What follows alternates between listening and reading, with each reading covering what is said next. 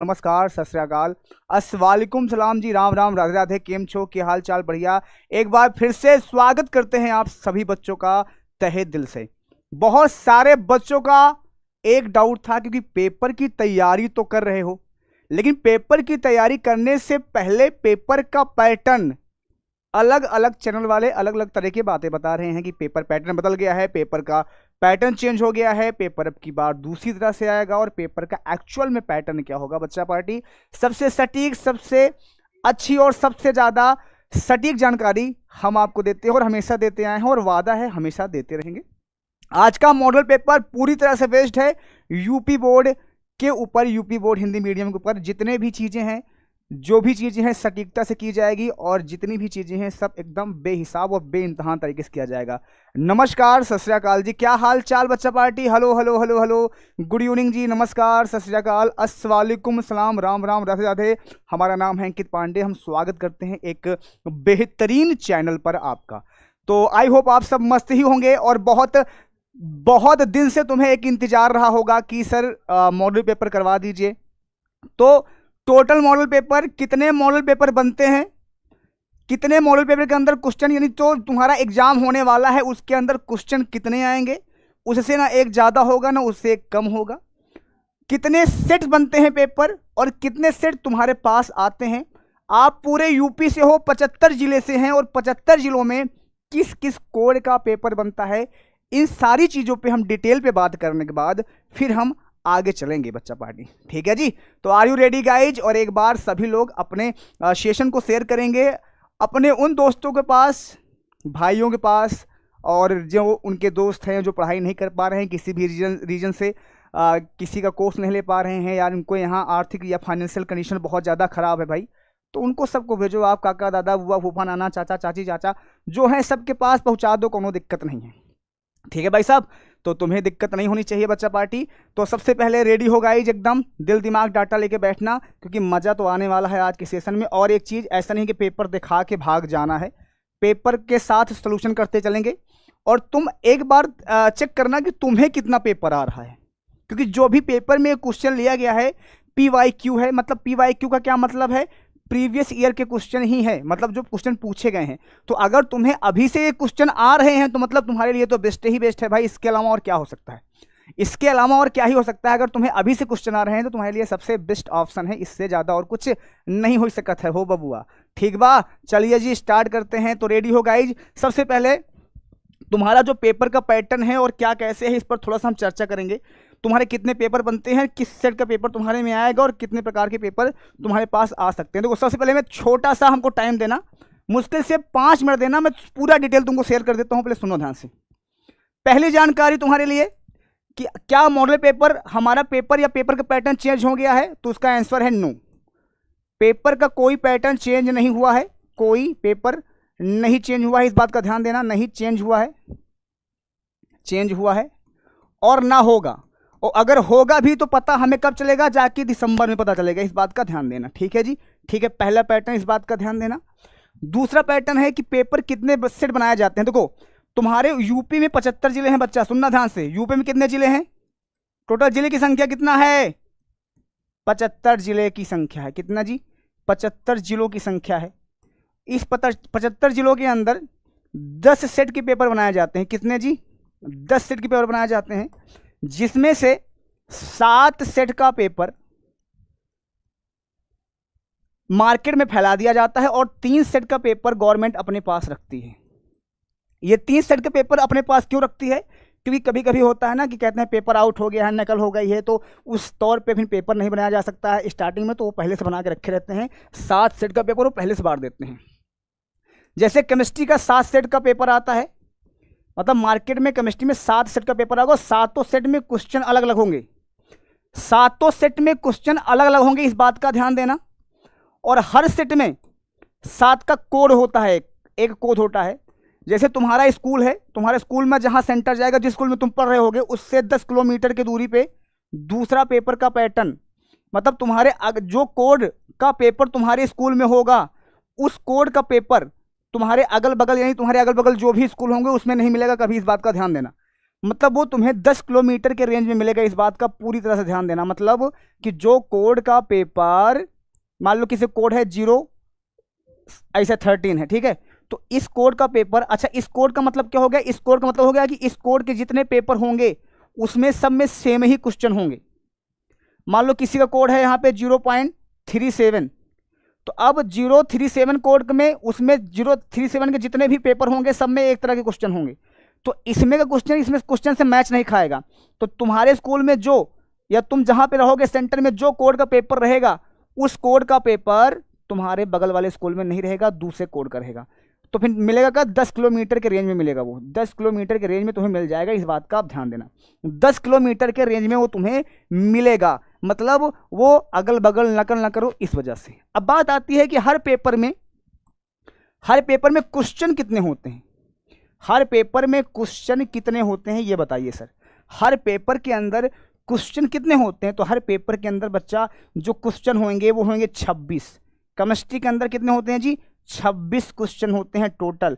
26 में से, जिसमें से 6 तुम्हारा बहुविकल्पीय होगा। इस बात का ध्यान देना, बहुविकल्पीय मतलब मल्टीपल क्वेश्चन होंगे, और 20 तुम्हारे सब्जेक्टिव क्वेश्चन होंगे। ये पूरी तरह से दिल दिमाग के अंदर डाल लो अब। क्लियर भाई साहब? इतनी बातें क्लियर है क्या? जल्दी बोलो यस। इतनी बातें तुम्हें क्लियर हो गई हो तो मैं सीधा अब पेपर पे आऊँगा। ठीक है भाई साहब, रेडी हो गाइज? Are you? भाई मज़ा नहीं आ रहा है? तुम लोग सेशन को लगता है शेयर किए नहीं हो, और सेशन को शेयर नहीं करोगे तो तुम्हें पाप लगेगा। इस बात का ध्यान देना, और तुम्हें पाप लगेगा, कोई बचा नहीं सकता है। हाँ चलिए जी, स्टार्ट किया जाए बबुआ। तो एक बार बोलो बाके बम बिहारी लाल की जय, और पेपर के पैटर्न पे आते हैं और पहले पेपर को समझने की कोशिश करते हैं। ये तुम्हारा पेपर रहा पूरी तरह से। चलिए जी, इस पेपर के अंदर क्या है समझने की कोशिश करेंगे। और पेपर में सबसे पहले तुम्हें पेपर जब मिलेगा तो तुम्हें पेपर, फालतू की चीज़ें मत लिखना। किसी भी पेपर के क्वेश्चन पे टिक मत मारना, चाहे वो ब्लू कलम हो, चाहे वो रेड हो, चाहे वो मतलब ब्लैक हो, किसी भी कलर से तुम्हें नहीं लिखना है। तुम्हें यहाँ पे तुम्हारा एक अनुक्रमांक नंबर दिया होता है, उस अनुक्रमांक नंबर को आप नीली कलम से लिख लोगे। आपके पास अगर नीली कलम होगा 18, 317, 415 जो भी होगा तुम्हारा, ऐसे रूल नंबर लिख लेना। और यहाँ पे तुम्हारा नाम मान लो कुछ भी है, राम पदारथ है तो राम पदारथ लिख दो, बस खत्म कहानी। राम पदारथ है तो मान लो राम पदारथ लिख लो, बस खत्म कहानी। इतना लिख दोगे ताकि इससे ये पता चले कि तुम्हारा पेपर है, बस बात खत्म। ठीक है सर? हाँ, तो सबका पेपर अलग अलग होता है, दिमाग के अंदर डाल लो। इतनी बातें क्लियर है क्या? चलिए जी, अब स्टार्ट करते हैं क्वेश्चन पे, और रेडी हो जाइए एकदम। ठीक है जी? हाँ।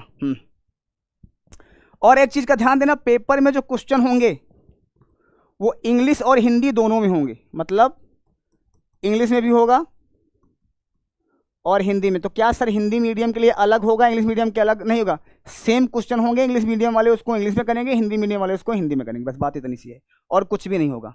हिंदी मीडियम उसके लिए हिंदी में करेंगे, और इंग्लिश मीडियम वाले उसको इंग्लिश में करेंगे। इस बात को पूरी तरह से ध्यान दो। और आज तुम्हें बहुत स्पेशल शख्स से मिलाऊँ ना वाला हूँ। अगर आप चाहते हो कि आप हमारी मम्मी से मिल सके हो तो आज हम अपनी मम्मी से तुम्हें मिलाएंगे, इस बात का तुम्हें मैं गारंटी देता हूँ। बस लास्ट तक बने रहिएगा। हमारी मम्मी भी आई हुई हैं जिन्होंने हमें पाल पोस के बड़ा किया है, उनसे भी तुमको मिलाता हूँ। ठीक है जी? चलिए, पर अभी नहीं, सेशन के बीच में स्टार्ट किया जाए।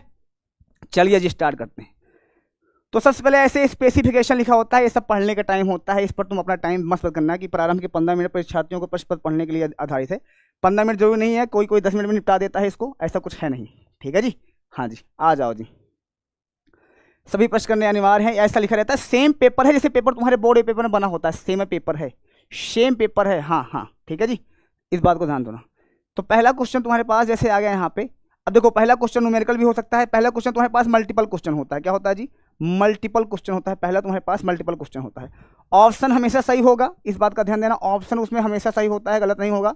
यहाँ पे जो हमने पेपर क्रिएट किया है इसमें सही भी हो सकता है और गलत भी हो सकता है। चलो जी, लेकिन पेपर को अभी खोलेंगे नहीं हम जब तक 1000 की संख्या नहीं पार कर जाओगे। चलो जी, स्टार्ट करते हैं। स्टार्ट किया जाए, रेडी हो गाइज? ठीक है जी। पहला ही क्वेश्चन तुम्हारे पास ये खुल के निकल आया है। पहला क्वेश्चन तुम्हारे पास ये स्क्रीन बोर्ड पे है। क्या कह रहा है, इसको सुनने की कोशिश करना, बहुत टाइम मत लेना करने में। चलिए जी, कह रहा है कि 10 ग्राम सोडियम, पहला ही न्यूमेरिकल। तो क्या सर पहले न्यूमेरिकल आ सकता है? बहुत पेपर में आता है, पहला ही न्यूमेरिकल होता है। ठीक है जी? ठीक है।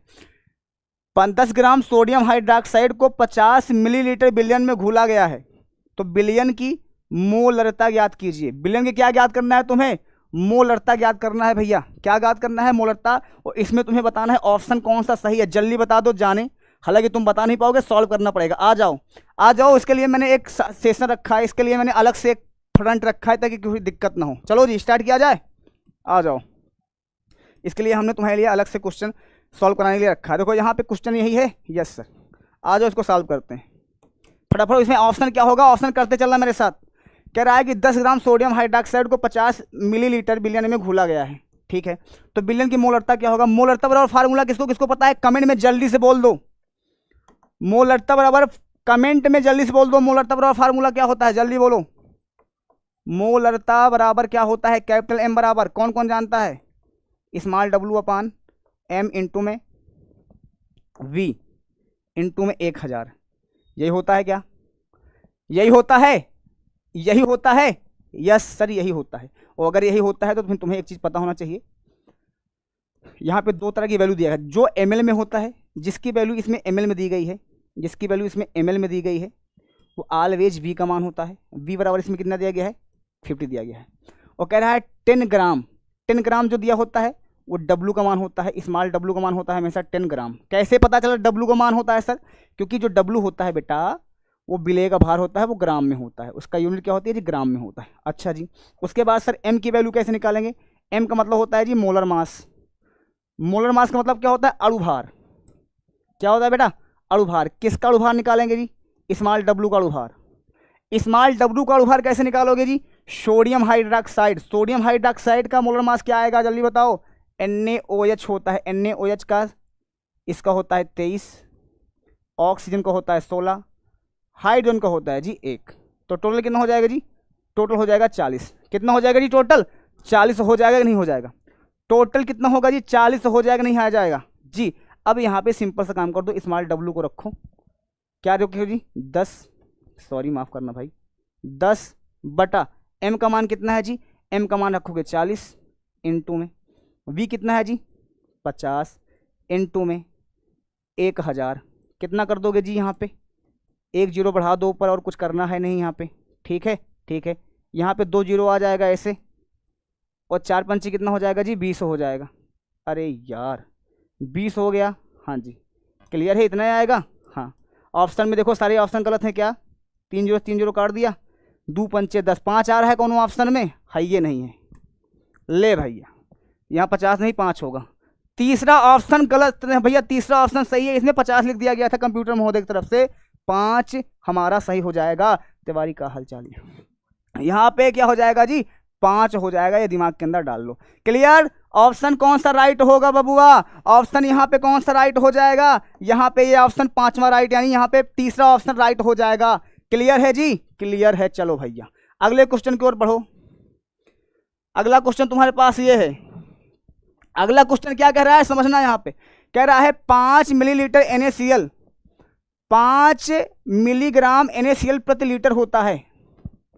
इसका मात्रक ppm में आता है। इसका ppm में आता है। कौन आएगा ऑप्शन में? जल्दी बताओ।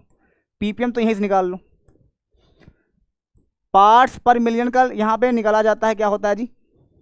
होता है विलेय का भार। फार्मूला क्या होता है? विलेय का भार। विलेय का भार बटा, विलेय का भार बटा बिलियन का कुल भार। बिलियन का कुल भार, और इनटू में यहाँ पे होगा 10 के घाते 6। ये होता है ppm। अब आपको कहेगा सर कि आपको कैसे पता चला कि ये सर यहाँ पे ppm फार्मूला लगेगा? कह रहा है 1 लीटर प्रति लीटर, मतलब 1 लीटर, 1 लीटर। ठीक है, 1 लीटर NaCl कह रहा है 5 मिलीग्राम NaCl प्रति लीटर होता है। तो यहाँ पे 1 लीटर के अंदर 5 मिलीग्राम, मतलब बहुत कम मात्रा है कंपेयर टू यहाँ बिलियन। तो इसकी मात्रा बहुत ही कम है, इस वजह से हम इसको यहाँ पे लिखे गए हैं। समझे भैया साहब? अच्छा जी, तो यहाँ पे विलेय का भार कितना दिया गया है? चेक करना भाई साहब। विलेय का भार कितना दिया गया है? 5।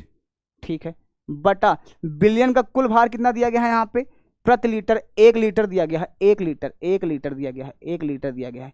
इनटू में 10 के घाते क्या हो गया जी? यहाँ पे 6 आ गया। यहाँ तक किसी को क्लियर है जी? जल्दी बोलो yes sir. Clear clear clear clear. अब बताओ कौन सा ऑप्शन सही है? 5 ppm। चलो भैया क्लियर। यहाँ पे कर लोगे? Yes sir, yes sir, yes sir, जल्दी बोलो। यस सर कि नो सर बोलो भाई। यस सर कि नो सर जल्दी बोलो। यस सर कि नो सर जल्दी बोलो। यस सर कि नो सर जल्दी बोलो। Yes sir. 5 option will be right, 5 option will be right हो जाएगा। चल भाई आगे बढ़ लो क्वेश्चन पे, ज़्यादा टाइम नहीं लगे। ये सवाल देखो, इस सवाल को जो कर लेगा हमारी तरफ से उसको 5 रुपया देंगे हम, 5 रुपये देंगे। टाइम ज़्यादा मत लिया करो, टाइम मत लिया करो ज़्यादा, बिल्कुल। इसको सॉल्व कर दूंगा मैं, इसको मैं खुद ही सॉल्व कर दूंगा। कह रहा है एक प्रथम कोटि की अभिक्रिया की अर्ध आयु 400 सेकंड है, इसका वेग स्थिरांक क्या होगा? इसका वेग स्थिरांक क्या होगा? आओ इसका वेग स्थिरांक निकाल देते हैं। चलो जी, वेग स्थिरांक मतलब होता है यहाँ पे, सबसे पहले ध्यान से सुनो, प्रथम कोटि की अभिक्रिया की बात कर रहा है ये प्रथम कोटि की। तो यहाँ पे फार्मूला 2 होता है, के बराबर 0.693 अपान का टी हाफ दिया गया है। एक होता है के बराबर 2.303 अपान का टी log 10 का base a upon a minus का x। अब हम यहाँ पे देखेंगे फार्मूला कौन सा लगेगा और फार्मूला कौन सा नहीं लगेगा। अब आप कहोगे सर आपको कैसे पता चला कि यही 2 फार्मूला होता है, इसके दोनों के अलावा कोई फार्मूला इसमें नहीं होता है? तो बिटवा हो, प्रथम कोटि का यही 2 फार्मूला होता ही है, इसके अलावा कोनो फार्मूला होता ही नहीं है। अब सवाल को चेक करते हैं। देखो सवाल कह रहा है एक प्रथम कोटि की अभिक्रिया है, तो प्रथम कोटि के लिए यही 2 फार्मूला है, इसके अलावा हम कोई लागू नहीं करेंगे। कह रहा अर्ध आयु, देखो अर्ध आयु की जब भी बात किया जाएगा तो वो बात किया जाएगा टी हाफ की, मतलब फार्मूला कंफर्म हो गया, यही लगेगा। ये नहीं लगेगा? नहीं सर ये नहीं लगेगा। क्यों? क्योंकि यहाँ पे अर्ध आयु दिया गया है, इस वजह से। अच्छा, अर्ध आयु दिया गया है मतलब क्या दिया गया है सर? कभी भी अर्ध आयु दिया गया हो तो देखो इसका यूनिट क्या दिया गया है? सेकंड। सेकंड किसका मात्रक होता है? टाइम का मात्रक होता है जी। तो इसमें टाइम का वैल्यू क्या होगा जी? टी हाफ की वैल्यू दिया गया है। टाइम का कितना दिया गया है? अर्ध आयु मतलब टी हाफ। टी हाफ मतलब सर, टी हाफ का मतलब ही बेटा अर्ध आयु होता है। नहीं जानते हो तो जान लो, अर्ध आयु टी हाफ का मतलब ही अर्ध आयु होता है, तो ये टी हाफ का ही मतलब है यहाँ पे। अच्छा जी, हाँ तो ये 400 जो दिया गया है वो टी हाफ ही दिया गया है, ठीक है। इसका वेग स्थिरांक मतलब के तुम्हें निकालना है, के तुम्हें फाइंड करना है। चले फाइंड किया जाए? हाँ जी, हाँ जी, हाँ जी, हाँ जी। चलो जी, तो फार्मूला क्या है जी? के बराबर 0.693 अपान का यहाँ पे दिया गया है 400। इतने में कोई किसी को दिक्कत है भैया? बोलो किसी की दिक्कत है? बोलो नहीं दिक्कत है, बिल्कुल नहीं दिक्कत है। अच्छा जी, एक काम करोगे, इसका कितना जीरो है जी? 2 जीरो है। अगर इसका 2 जीरो तुम हटाओगे तो ऊपर 2 अंक पे दशमलव तुम्हारा खिसक जाएगा। बोलो खिसकेगा नहीं खिसकेगा? बोलो भाई। 0.000693 हो जाएगा और बटा में क्या बचेगा जी? 4 बचेगा। बचेगा? Yes sir. अब कहोगे इसका भाग कैसे दिया जाएगा? देखो 0.00693 बटा का 4 भाग करोगे, इसका 0 है उतार लो, दशमलव है उतार लो, 0 है उतार लो, 0 है उतार लो, 4 को 6 से भाग दोगे कितना आएगा जी? 4 एकन्नम 4, इसमें बच गया जी 2, 6 था ना, एकन्नम गया तो 2 बचा, ये 29 हो गया। कितना हो गया? 29। अब 4 सत्ते कितना होता है जी? 28। 4 सत्ते कितना होता है जी? 28 होता है। कट गया जी, बचा कितना? 13। 3 चौक कितना होता है जी? 12 होता है। 3 चौक कितना होता है जी? सॉरी 4 तियां 12, माफ़ करना, 4 तियां 12 होता है। 4 तियां 12 होता है। बचा कितना? 1 और यहाँ पे 4 दूना। अब इतना इतना ले जाओ, बहुत है इतना। चलो भैया देखो चेक करो इसमें कौन सा आंसर तुम्हारा मैच कर रहा है। ये मैच कर रहा है, ये दोनों तो नहीं होगा, क्लियर है। 1.73 10 के पावर माइनस का 3 चेक करना भैया। देखो अगर तुम इधर जाते हो 1 2 3 तो इसको लिखोगे 1.73 और कितने पीछे गए हो? 1 2 3, तो 10 घाते कितना हो जाएगा जी? माइनस का 3। चलो जी, ये 10 के घाते 3। अब कहोगे सर सेकंड आ रहा है, अगर यहाँ पे सेकंड आ रहा है जिसका यूनिट भी सेकंड ही होगा, तो यही वाला ऑप्शन राइट है तुम्हारा। यही वाला ऑप्शन राइट है, यही वाला ऑप्शन राइट है। क्लियर बा हो ए बबुआ? क्लियर बा कि नहीं क्लियर बा? सर जी 50 रुपया दे दो, तुम बहुत गरीब आदमी लागत हो भाई। अगर मांगना हो तो तुम ज़्यादा पैसा मांगो ना। तुमको 50 रुपया मांग रहे हो, हमको लगता है आगे चल के तुम पढ़ाई लिखाई करोगे और नौकरी वोकरी तुमको बड़ी अगर मिल गई, तो अगर तुम्हें 5-6 हज़ार रुपया तुम्हारा तनख्वाह मिल गया तो तुम मर जाए देख के पैसे। हाँ कहो गजोधर। अगला क्वेश्चन आओ भैया, अगला क्वेश्चन आओ। अगला क्वेश्चन क्या कह रहा है इसको समझो। यहाँ पे अगला क्वेश्चन कह रहा है किसी गैल्वेनिक सेल में इलेक्ट्रोड का प्रवाह होता है। बताओ इलेक्ट्रॉनों का प्रवाह होता है, इलेक्ट्रॉन का प्रवाह कैसे करते हो? इलेक्ट्रॉन का प्रवाह कैसे करते हो बताओ जल्दी से। तुमको डीएनए सेल पढ़ाया गया है? अगर कोनो आदमी बोल दी कि नहीं पढ़ाया गया है ना, तुम्हारा हम खून न कह दिन तो हमारा नाम गंगू राम नहीं। भाई डीएनए सेल होता है? Yes sir. तो जो डीएनए सेल था, एक तरफ हमारा जिंक का रॉड होता है, एक तरफ हमारा कॉपर की रॉड होता है। तो ई वाला साइड को हम बायां बोलेंगे, यस सर। ई वाले साइड को हम दायां बोलेंगे, बोलेंगे ना? ठीक है। तो इलेक्ट्रॉन कहाँ से कहाँ जाता है? इधर से इधर।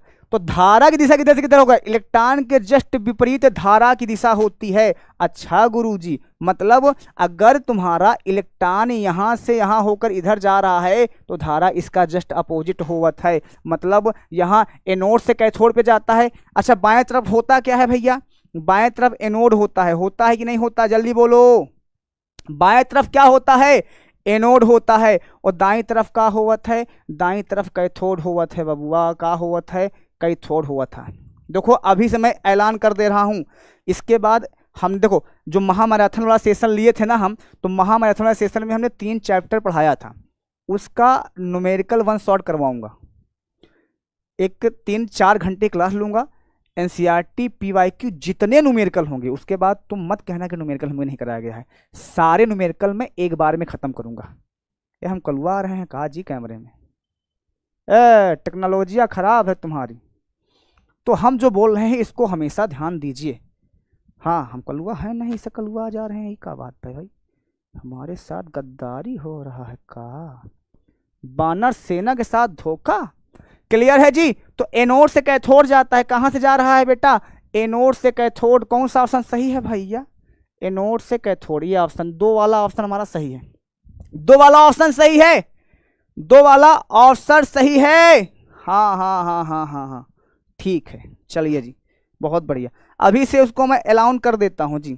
अगला क्वेश्चन जो तुमसे पूछ रहा है, क्या पूछ रहा है? कह रहा है इसको क्वेश्चन को अगर तुम्हें ना आया ना, ये सच में पूछा गया था, ये तुम्हारा बोर्ड एग्जाम में पूछा गया था कि KMnO4 में Mn की ऑक्सीकरण संख्या कितनी होगी, और कई बार ये पूछा जा चुका है, बहुत ओरल हो गया है। इस क्वेश्चन का जवाब तो तुम दे ही लोगे मुझे लगता है। निकाला जाए? निकाल लिया जाए बाबू मोसाई, निकाल लिया जाए भाई साहब। चलिए भैया निकालते हैं इसको। चलिए देखो यहाँ पे फार्मूला क्या है, पहले ये देखो क्या है यहाँ पे। KMnO4 में Mn की यानी मैग्नीज की ऑक्सीकरण संख्या निकालनी है। सबसे पहले तुम्हें पूरी जिंदगी में इस बात का ध्यान देना है। किस बात का ध्यान देना है? कि जितने भी एटम है सबको तुम अलग अलग लिख लो। लिख लोगे? यस सर लिख लोगे। बराबर का 0 करके एक समीकरण बनाना पड़ेगा तुम्हें। बिना समीकरण बनाए तुम्हें ऑक्सीडेशन कभी जिंदगी में निकाल नहीं पाओगे। बोल दो यस सर नहीं निकाल पाएंगे। हाँ देखो अगर तुम कुछ नहीं जानते हो तो कुछ बातें देखो, तुम्हें कुछ चीज़ों की इलेक्ट्रॉनिक विन्यास आनी चाहिए। जैसे पोटेशियम का कितना होता है +1, इसको याद कर लो। ऑक्सीजन कितना होता है -2 होता है। सोडियम कितना होता है, मैं इसका यहाँ बता देता हूँ, +1 होता है यहाँ पे। नाइट्रोजन कितना होता है जी, -3 होता है यहाँ पे। हाइड्रोजन कितना होता है जी, +1 होता है यहाँ पे। और किसका होता है जी, क्लोरीन का क्या होता है जी, -1। इतनी चीज़ें तो याद ही कर लो, इतना तुम्हें बहुत काम देगा तुम्हारी जिंदगी में। ये सब इसके चार्ज हैं, इसके ऊपर इसकी संयोजकता है। इतना याद कर लोगे ना तो तुम्हारी जिंदगी में कभी प्रॉब्लम नहीं आएगी। बाकी तौर पे कलयुग लगा है, तुम पापी हो हम जानते हैं, लेकिन इस बात को पूरी तरह से समर्पित रहिए और याद करते रहिए। देखो पोटेशियम का ऑक्सीडेशन यानी तुम संयोजकता लिखोगे 1, बीच में प्लस का निशान है, प्लस लगाओगे। मैग्नीज है, मैग्नीज को मैग्नीज ऐसे लिख लो, कोई दिक्कत नहीं है। प्लस का प्लस लगा दो यहाँ पे, कोई दिक्कत नहीं है। अब यहाँ पे ऑक्सीजन है, यस सर। ऑक्सीजन कितना होता है, एक ऑक्सीजन का जो चार्ज होवत है वो -2 होवत है। सामाजिक रूप से इसको माना गया है -2। कितनी बार है यहाँ पे, 4 बार। 4 से मल्टीप्लाई करके बराबर का 0 कर लेंगे। इतने में तो तुम्हें पाप नहीं होगा, इतने में तुम्हें पाप नहीं होगा। Yes sir. माता जी को बुलाइए, माता जी अगर ना आए तभी ठीक है। माता जी आ जाएंगी तो हमारी बोलती बंद हो जाएगी, समझा करो। +1 है जी सर। प्लस यहाँ पे क्या है जी, मैग्नीज है, यस सर। प्लस -4 दूना कितना होता है, हमारे वाले टेबल में 8 आता है, तुम्हारे टेबल में कितना आता है भैया, तो हो जाएगा -8 प्लस प्लस माइनस माइनस, तो प्लस का 1। यहाँ पे मैग्नीज है, -8 बराबर क्या हो जाएगा 0। तो मैग्नीज बराबर क्या हो जाएगा, यहाँ पे चेक करो। देखो -8 यहाँ पे, प्लस का 1, तो माइनस प्लस माइनस, तो मैग्नीज -7 बचा बराबर का 0। भाई माइनस में से 1 प्लस चला जाएगा तो यहाँ होगा। तो मैग्नीज का ऑक्सीडेशन नंबर क्या हो गया जी, +7 हो जाएगा। मतलब ये उधर जाएगा तो पक्षांतर हो जाएगा इसका। इतनी बातें क्लियर है? इतनी बातें तुम्हें क्लियर होगी। क्लियर है क्या? जल्दी बोलो यस सर क्लियर है। चलो जी क्लियर है। अब मैं आगे बढ़ूं तो हमारा समोसा। आगे बढ़ते हैं बाबू साहब, देवी और सज्जनों, आगे बढ़ते हैं भाई साहब। चलिए चलिए भाई, अगला क्वेश्चन क्या बोल रहा है यहाँ पे? आओ जी। वैद्युत अपघट्य नहीं है। वैद्युत अपघट्य का मतलब होता है वो ऐसी कोई चीज नहीं है जो आयनित नहीं होती हो, मतलब जो अपने आयन में ना टूटती हो। आओ चेक करो। सोडियम क्लोराइड ये तो टूट जाती है Na+Cl में। यूरिया यूरिया तो नहीं होगा गुरुजी। NH2CO डबल बॉन्ड NH2 ये होत है का विद्युत अपघट्य पदार्थ नहीं है। तो देखो ये तो विद्युत अपघट्य नहीं हो सकता कभी, क्योंकि यूरिया तो नहीं टूटेगा। अमोनिया नाइट्रेट ये तो टूट जाएगा। नाइट्रिक यही है भाई, urea option will be right. Urea इसका सही ऑप्शन है। यूरिया जो है इसका सही ऑप्शन है। हाँ B is right. Yes sir B is right. Clear है क्या? बी ऑप्शन तुम्हारा राइट है बच्चा। बी ऑप्शन बिटवा राइट है। ठीक है। सर जी मुझे टेबल नहीं आता है। खड़िया आता है बेटा तुमको, उसको कर लो।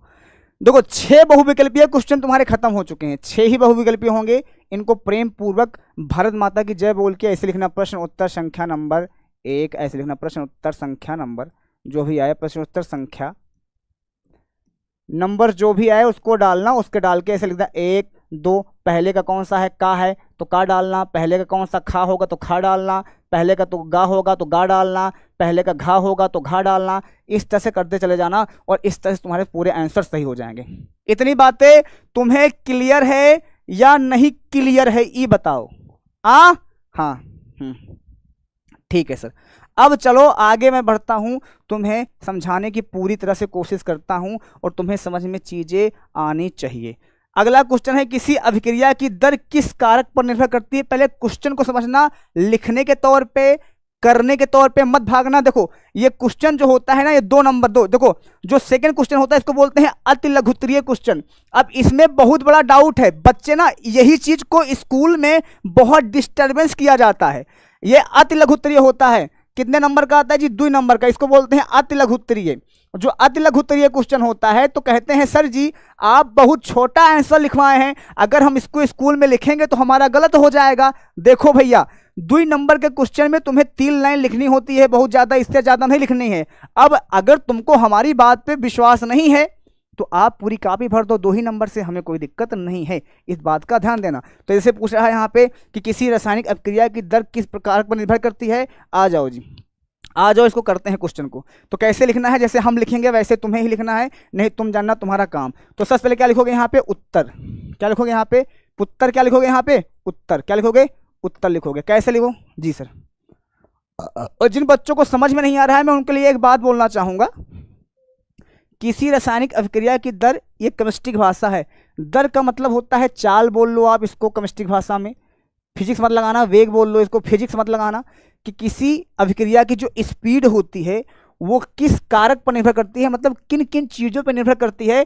तो हमने इसको वैद्युत रसायन चैप्टर में पढ़ाया है। तो यहाँ पे क्या लिखोगे जी? सीधा सीधे प्रश्न को उतार लोगे। आधा तो प्रश्न उतार लोगे इसमें, आधा तो प्रश्न उतार लोगे। क्या की किसी लिखो यहाँ पे, किसी रासायनिक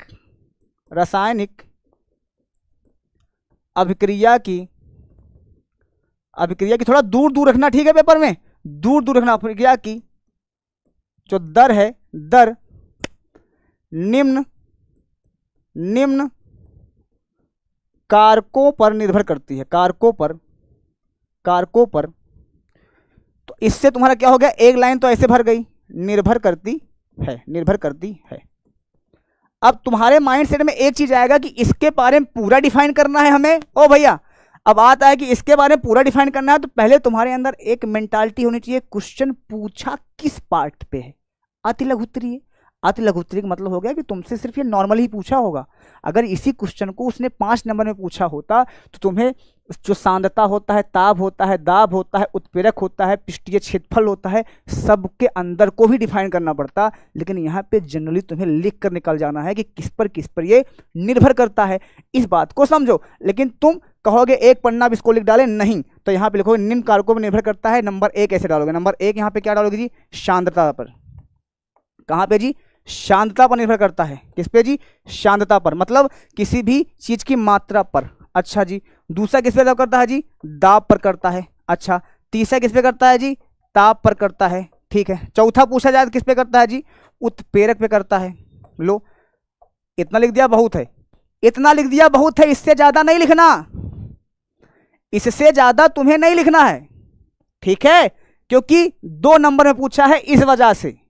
और अगर सर इसी को 4 में पूछा होता तो फिर सांद्रता पर डालते, उसके बाद हेडिंग डालते, फिर इसका रीजन लिखते। सांद्रता क्या होती है? किसी भी अभिक्रिया में उसके सांद्रता डालने पर उसकी स्पीड कम हो जाती है, इस वजह से ये सांद्रता पर निर्भर करती है। फिर इसके अंदर भी तुम्हें परिभाषित करनी पड़ती। तो क्या सर ये 4 नंबर में आ सकता है? बिल्कुल आ सकता है, कोई डॉक्टर नहीं बताया कि नहीं आएगा, आ सकता है। इसमें इफ बट यस नो बिल्कुल नहीं हो सकती है, इस बात को समझो, ठीक है भाई साहब, इस बात को पूरी तरह से ध्यान देना। सर क्या और भी लिख सकते हैं? बिल्कुल लिख दो, 5 लिख दो। पृष्ठीय क्षेत्रफल लो भैया, पृष्ठीय क्षेत्रफल लिख दो।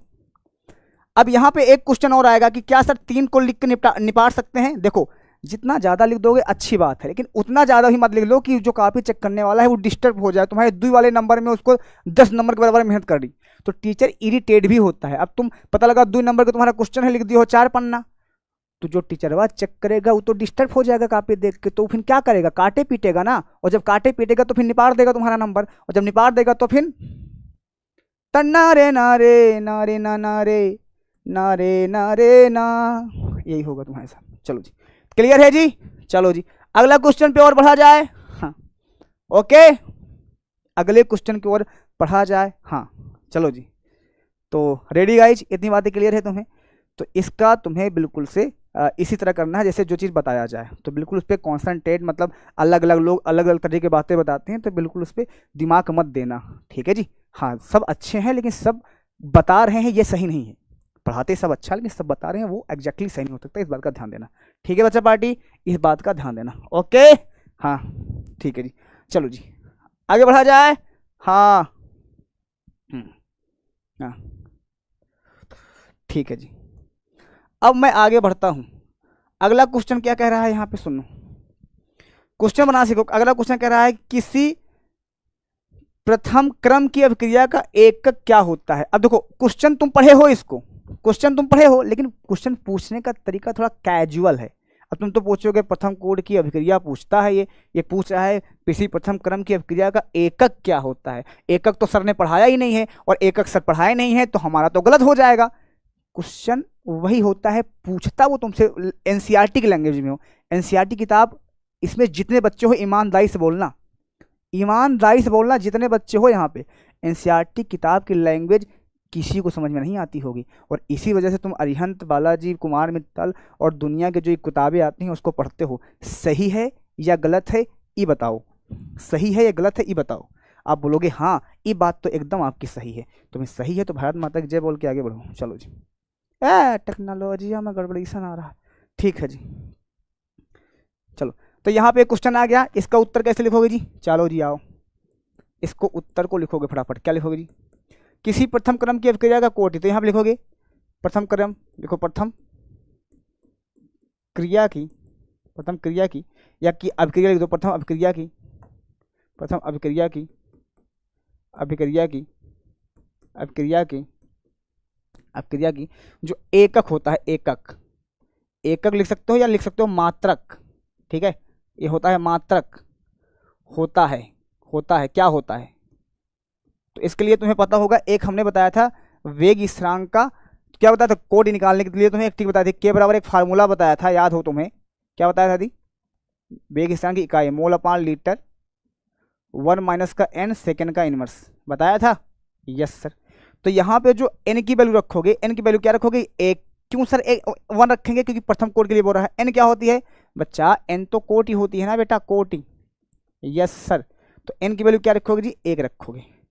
तो 1 रखोगे तो क्या निकल के आएगा? चेक करो भाई, इसको पूरा लिख देना इसी तरह, के बराबर मोल अपान लीटर, 1 माइनस n की जगह पे तुम रख दो यहाँ पे 1, और सेकेंड का रख दो यहाँ पे इनवर्स है जी, कोई दिक्कत तो नहीं है जी? सेकेंड का इनवर्स रख दो, कोई दिक्कत तो नहीं है? ठीक है जी, कोई दिक्कत तो नहीं है ना? ना ना, कोई दिक्कत नहीं। तो हमने कहा जी के बराबर यहाँ पे रखो। देखो 1 में से 1 जाएगा, कितना आएगा जी? 0 आ जाएगा। जब 1 में से 1 जाने पे 0 आ रहा है तो सिंपल सी बात है, यहाँ पे नॉर्मल बात नहीं है, ये बहुत सिंपल है। तो इसकी पूरी घात क्या हो जाएगी? 0। ये बात आप जानते होगे पूरी तरह से सामाजिक तौर पे, जब किसी घात 0 होती है तो उसकी वैल्यू कितनी हो जाती है? उसकी वैल्यू 1 हो जाती है। तो 1 इंटू क्या हो जाएगा जी? सेकेंड का इनवर्स हो जाएगा। तो के बराबर क्या हो जाएगा यहाँ पे? 1 इंटू सेकेंड का इनवर्स। अब सेकेंड के इनवर्स इसको मल्टीप्लाई करोगे तो के बराबर क्या आ जाएगा यहाँ पे? सेकेंड का इनवर्स। अब इसके लिए तुम्हें एक जानकारी चाहिए, ध्यान से सुनना। इसके लिए तुम्हें एक जानकारी ये चाहिए, जरूरी नहीं है कि सेकेंड का इनवर्स ही आए, यहाँ पे मिनट का भी इनवर्स हो सकता है, ईयर का भी इनवर्स हो सकता है, यहाँ पे सब का हो सकता है। जो दे दिया जाए तो मिनट भी हो सकता है, ईयर भी हो सकता है। इस बात का ध्यान देना। बोलो सर सेकंड का इनवर्स बताए हैं, सेकंड के इनवर्स के अलावा कुछ नहीं होगा। ना ना ना ना, इसका भी होगा, ये दिमाग के अंदर डालो। क्लियर है क्या?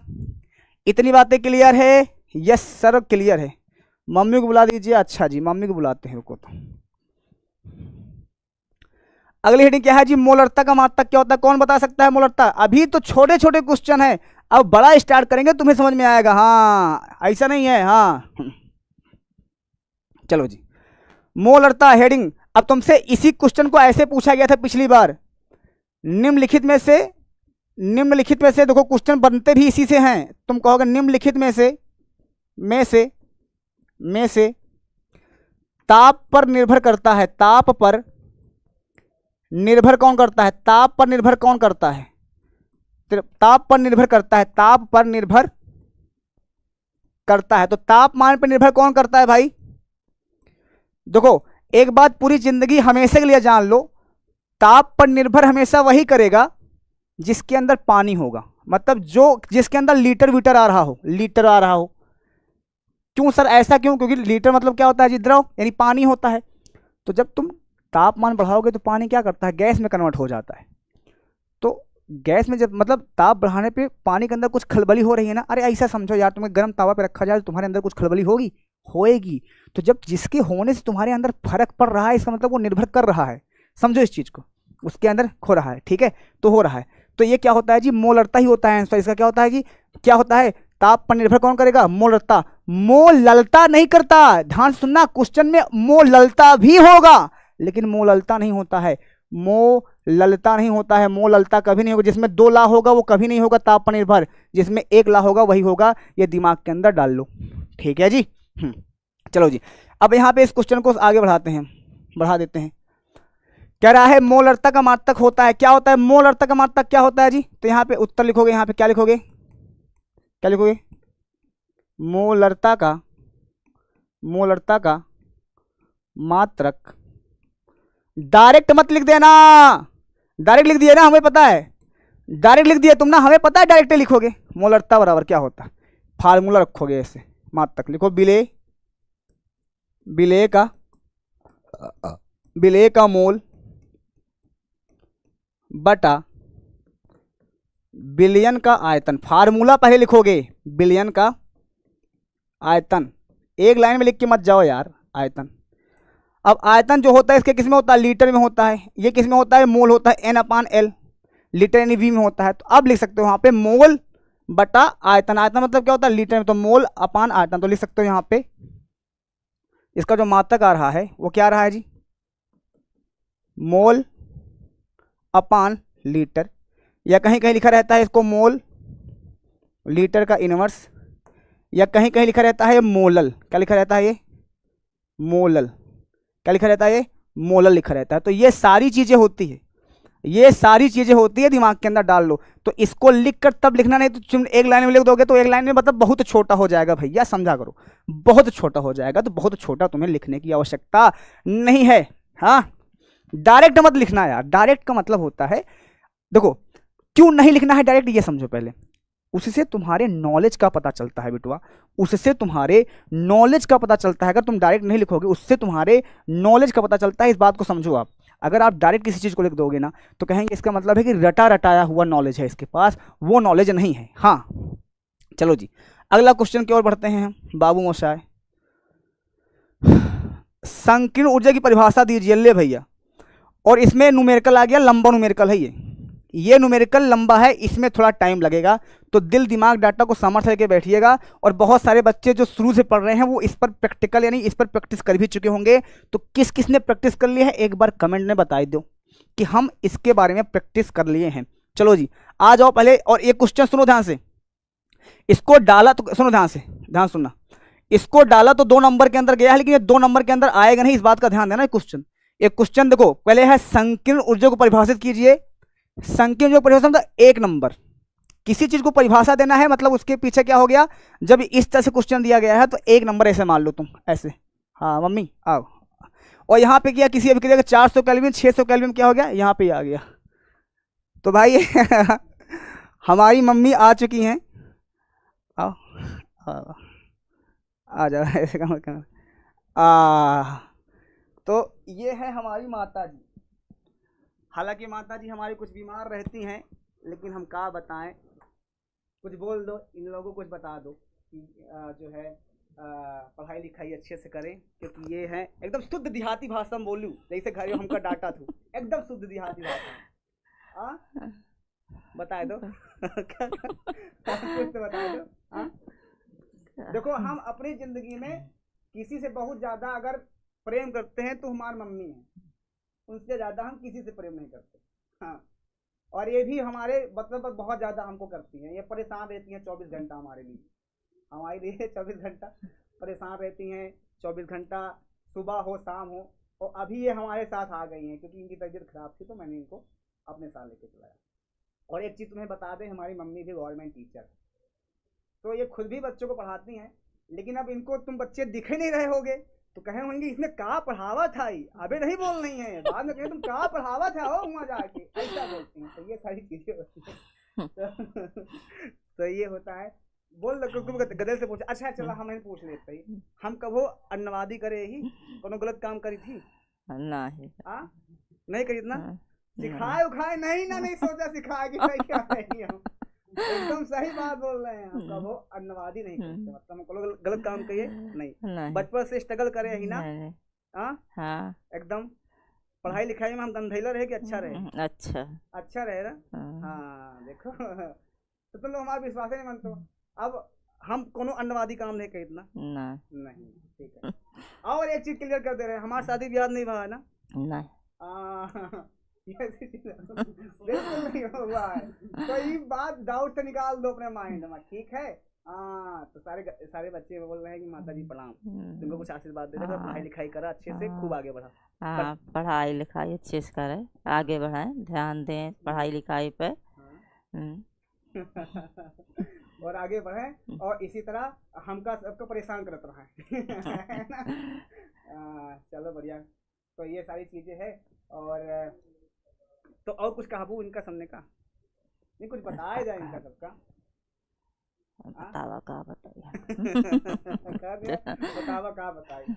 हाँ तो ये सारी चीजें हैं। तो माता जी को कहते हुमैरा मैम के बारे में नहीं ये सब चीज नहीं पता है मम्मी, ठीक है अब ज्यादा होता है। तो ये सारी चीज है। और क्या कहा थे, यही है हमारी माता जी की थोड़ा सा तबीयत हमारी ख़राब थी, तो हम इलाहाबाद ही लेके चले आए थे मम्मी को अपनी, और यही है। और एकदम से तुम लोग ना फ़ोटो खींच लो अच्छे से हमारी मैया की हमारे साथ, और मेंशन कर देना हमको, ठीक है भाई। हाँ बढ़िया बनाए ला। इन्हू के ससुर है ना हमारे बाबा हैं, उन्हों देखिए तो दिक्कत हो ना, उनके साथ घूंघट काढ़े रहा थी ना मम्मी, तो यही बता ही होता है। हाँ ऐसे चलो धन्यवाद। ये होगा मम्मी बैठा, ए बेटा चाय लेके आओ, ऐसे बैठ जाओ मम्मी, बैठा। हाँ चलो मम्मी हमारी रियल लाइफ में हाँ गोरी हमको लूटा है, हाँ सही बात है। चलो आगे आगे बढ़ो। अब बस सब पढ़ाई लिखाई कर लो, है जी पढ़ाई लिखाई कर ले। हाँ हाँ हाँ चलो जी, चलो चलो चलो चलो।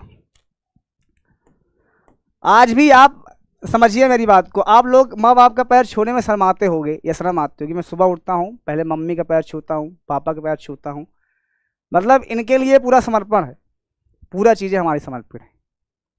हाँ बचपन में बहुत स्ट्रगल की है हमारी मम्मी, और हमें उस लायक का बनाया। हमारी ज़िंदगी में जितना हम कामयाब हुए हैं उसके पीछे पूरा इनका ही हाथ है। आप इस चीज़ को समझिए। आज अगर मैं विद्याकुल में पढ़ा रहा हूं तो उसके पीछे भी इन्हीं का हाथ है। क्या स्थिति थी, कैसे कंडीशन में पाली पोस के हमको बड़ा किया है, ये हम ही जानते हैं और यही जानते हैं। आज सबको लग रहा है कि हाँ पैसा कमा रहे हैं, सब कुछ कर रहे हैं, लेकिन एक समय ऐसा था कि रिश्तेदारों ने ना रिश्ता ख़त्म कर दिया था। फ़ोन अगर किसी के पास करो ना तो कहीं वो सोचता था कहीं फ़ोन कर रहे हैं, कहीं पैसा ना मांगने का, फ़ोन ना उठावा। ऐसी चीज़ें हैं जी, समझे बच्चा पार्टी। तो ये सारी चीज़ें हैं ज़िंदगी में। हाँ ठीक है, हाँ ठीक है। थोड़ा इनको एक चाय पिला दूँ। ए बेटा चाय लेके आओ, उसके बाद कमरे पे करता हूँ, ठीक है। हाँ वो कर देंगे। हाँ वो बेटा से बोलो हम कब कर देंगे। ठीक ठीक, चलो बेटा आ जाओ। अब आगे बढ़ते हैं। यहाँ पे सुनो ध्यान से, कह रहा है संकीर्ण ऊर्जा को परिभाषित कीजिए। संकीर्ण ऊर्जा को परिभाषित, देखो पहला क्वेश्चन ये है 1 नंबर या 2 नंबर में, अगर ये 2 नंबर में आएगा तो ये न्यूमेरिकल भी 2 नंबर में, मतलब ये क्वेश्चन 4 नंबर के अंदर होगा। ये क्वेश्चन 4 अंक से कम नहीं हो सकता, 3 या 4 के बीच में होगा, इससे नीचे नहीं होगा। इस बात का आप ध्यान देना। अच्छा जी, तो हम चलते हैं क्वेश्चन पे सीधा, ताकि तुम्हें दिक्कत ना ही हो बिटुआ। चलो यस सर। अब यहाँ पे पहले उत्तर डालो। यहाँ पे संकीर्ण ऊर्जा क्या है, तो पहले सबसे पहले हेडिंग लगाओगे, ऐसे उत्तर डालोगे और पहले हेडिंग लगाओगे। यहाँ पे क्या डालोगे, यहाँ पे संकीर्ण ऊर्जा। क्या दी, संकीर्ण ऊर्जा, संकीर्ण ऊर्जा हेडिंग लगाओ यहाँ पे। और यहाँ पे इसको क्या जगह इंग्लिश में लिख दोगे। जितना अच्छा राइटिंग, जितना अच्छा तुम लिखोगे उतना ज्यादा अच्छा होगा। एक्टिवेशन एनर्जी क्या है बिटवा में, एक्टिवेशन एनर्जी है। एक्टिवेशन एनर्जी है मतलब ये हमारा एक्टिवेशन एनर्जी होवत है, एक्टिवेशन एनर्जी होवत है। इस बात को पूरी तरह से ध्यान दो, ठीक है जी, ठीक है। अब सुनना ध्यान से। चलो जी, क्या होता है जी, इसको किससे प्रदर्शित करते हैं, ई ए से प्रदर्शित कर देते हैं। किससे जी, ई ए से प्रदर्शित कर देते हैं। दिमाग के अंदर पूरी तरह से डाल लो। चलो जी, अब क्या होता है परिभाषा में, लिखना स्टार्ट करते हैं। क्या लिखोगे यहाँ पे, लिखो किसी भी अभिक्रिया को माध्यम बनाने में जो भी ऊर्जा, अब इसको अगर समझ में नहीं आ रहा है मैं समझा भी दूंगा, ठीक है। अभी मैं समझा भी देता हूँ परिभाषा कैसे बनी है। माध्यम ऊर्जा व्यय होती है या आवश्यकता होती है, लिख लो यहाँ पे। ऊर्जा की आवश्यकता होती है। क्या होती है जी, आवश्यकता होती है, आवश्यकता होती है उसे संकीर्ण ऊर्जा कहते हैं। क्या बोलते हैं बिटुआ, संकीर्ण ऊर्जा कहते हैं, संकीर्ण ऊर्जा कहते हैं, संकीर्ण ऊर्जा कहते हैं, ठीक है जी। अब कहोगे सर इसको समझा दो, तो इसको हम समझाते हैं, समझा दें। पहले इसको समझा देते हैं कैसे, सुनो ध्यान से। जैसे मान लो तुमने एक रिएक्शन देखा, मान लो तुम्हारे पास H2 है प्लस Cl2 है, ठीक है, और तुमने इसके साथ रिएक्शन करवाया, तो इसका एग्जांपल यही लिख दोगे 2HCl रिएक्शन ऐसे लिख दोगे। अब सुनो, तुम्हें लग रहा है कि ये हाइड्रोजन ये क्लोरीन आपस में मिलकर क्या बना लिया है, एक रिएक्शन बना दिया है, लेकिन ऐसा नहीं है। सुनो ध्यान से, ये हाइड्रोजन है और इसके साथ क्या जुड़ा है, हाइड्रोजन प्लस ये क्लोरीन है, इसके साथ क्या जुड़ा है, क्लोरीन है। तो जो हाइड्रोजन है ना, सुनो ध्यान से, ये धीरे धीरे पहले हाइड्रोजन का बॉन्ड तोड़ेगा और धीरे धीरे क्लोरीन से जुड़ेगा। क्लोरीन अपना बॉन्ड तोड़ेगा, धीरे धीरे हाइड्रोजन से जुड़ेगा। तो कुल मिला के धीरे धीरे ये एक तरफ इस बॉन्ड को तोड़ रहा होगा और एक तरफ इस बॉन्ड से जुड़ रहा होगा। और जब इस कंडीशन बनती है, ऐसी कोई कंडीशन बनती है, इसको बोलते हैं माध्यम। कोई भी रिएक्शन दुनिया की हो, दुनिया की कोई भी रिएक्शन हो, बिना माध्यम बने या बिना माध्यम के कंप्लीट नहीं होती, इस बात का ध्यान देना। तो इसी को बनाने में जो भी ऊर्जा तुम्हारी व्यय लग रही है, या देहली ऊर्जा, एक शब्द आता है देहली ऊर्जा, क्या होती है, किसी भी अभिक्रिया को करवाने में न्यूनतम ऊर्जा जो दी जाती है वो देहली ऊर्जा होती है। तो इसी तरह माध्यम बनाने में जो भी ऊर्जा खर्च होती है, जो भी ऊर्जा लगती है, उससे हम क्या बोलते हैं, एक्टिवेशन एनर्जी बोलते हैं। इस बात का ध्यान दो, ठीक है जी।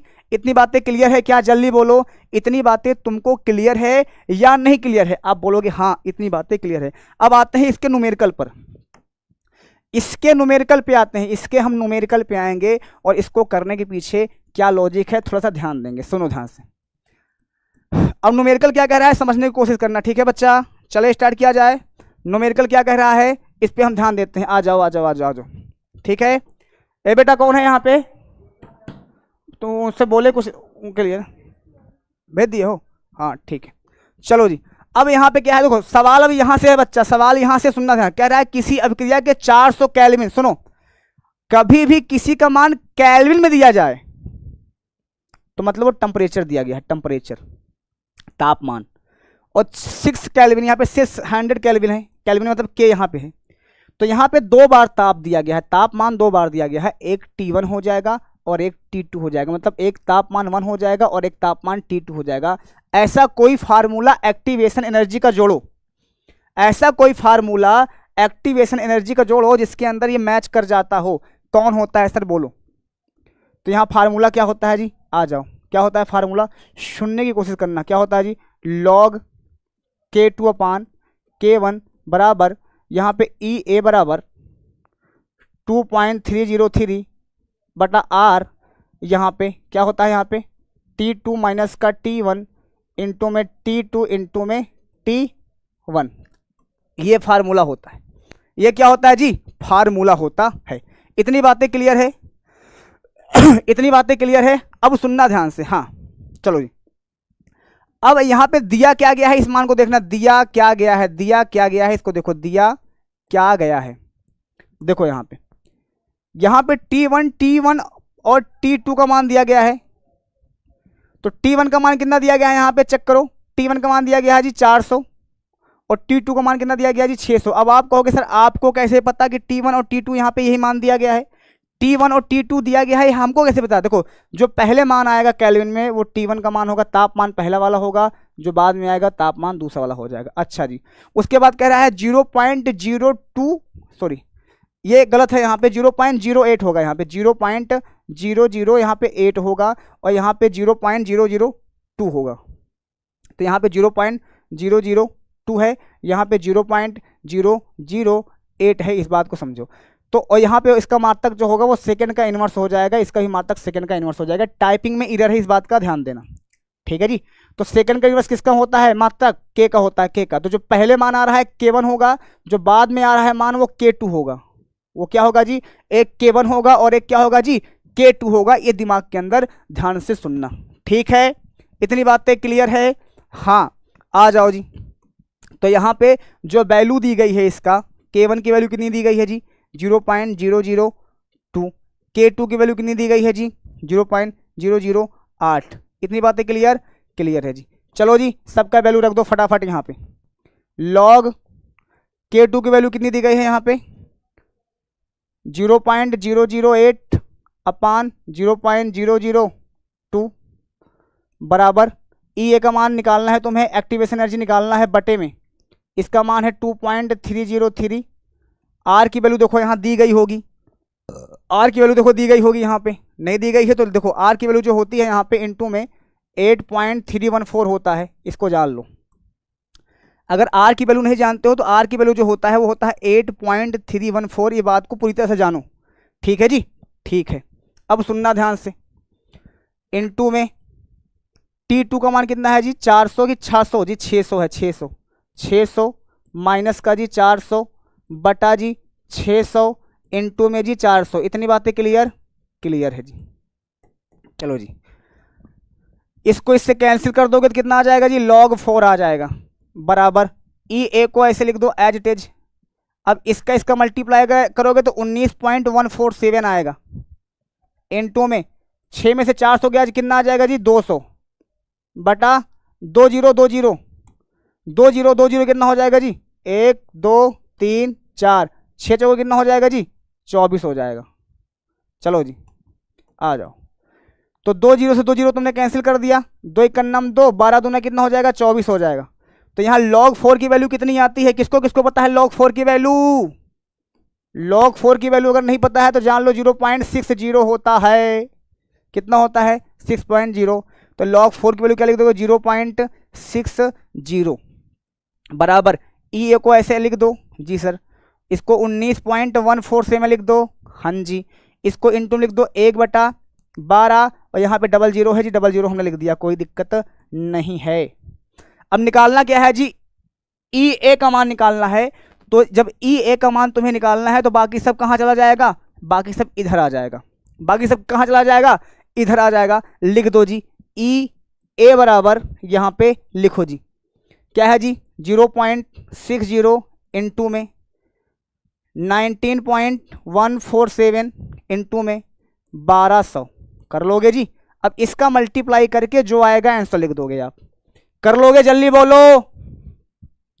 इसका जो भी आंसर आएगा तुम कर लोगे कि नहीं कर लोगे, इसका जो भी आंसर आएगा तुमको करना पड़ेगा। करोगे कि नहीं करोगे? हाँ जी हाँ जी हाँ जी हाँ जी हाँ जी, कर लेंगे। 888 यस सर। चलो जी, बहुत बढ़िया है। और बताओ तुम लोग क्या हाल चाल है? हाँ एकदम बढ़िया, मजा आ रही है? हाँ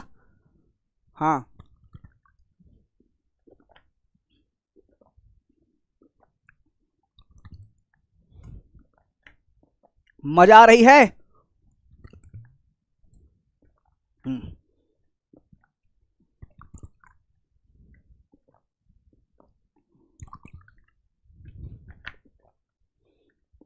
मस्त।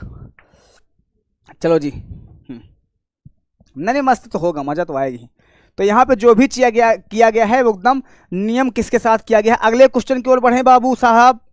यस सर, अगले क्वेश्चन की ओर बढ़ जाते हैं। आ जाओ आ जाओ, हाँ आ जाओ आ जाओ, आगे बढ़ा जाए। कह रहा है कि गैल्वेनिक सेल में किस इलेक्ट्रोड पर ऑक्सीकरण होता है। कह रहा है कि गैल्वेनिक सेल में किस इलेक्ट्रोड पर ऑक्सीकरण होता है, बताओ जी। गैल्वेनिक सेल में किस इलेक्ट्रोड पर ऑक्सीकरण होता है, बताओ जी। तो यहाँ पे उत्तर डालो इसका फटाफट, जल्दी से लिखो। क्या लिखोगे जी? लिखो galvanic cell. Galvanic cell, galvanic cell में एनोड वाले इलेक्ट्रोड पर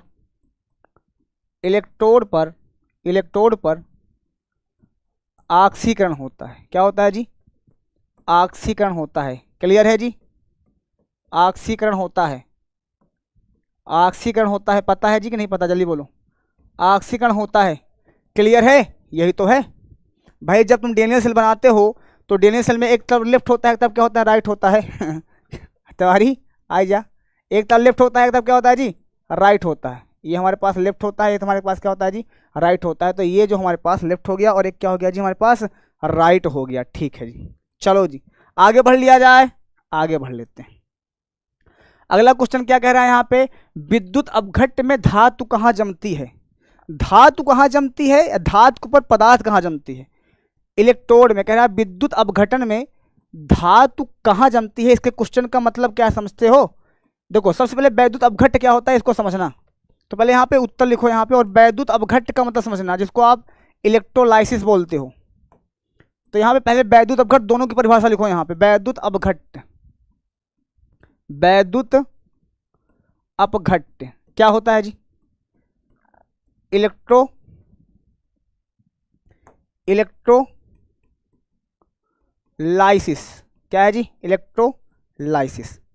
तो जो इलेक्ट्रोलाइसिस होता है एक्चुअल में क्या होता है बताओ जी।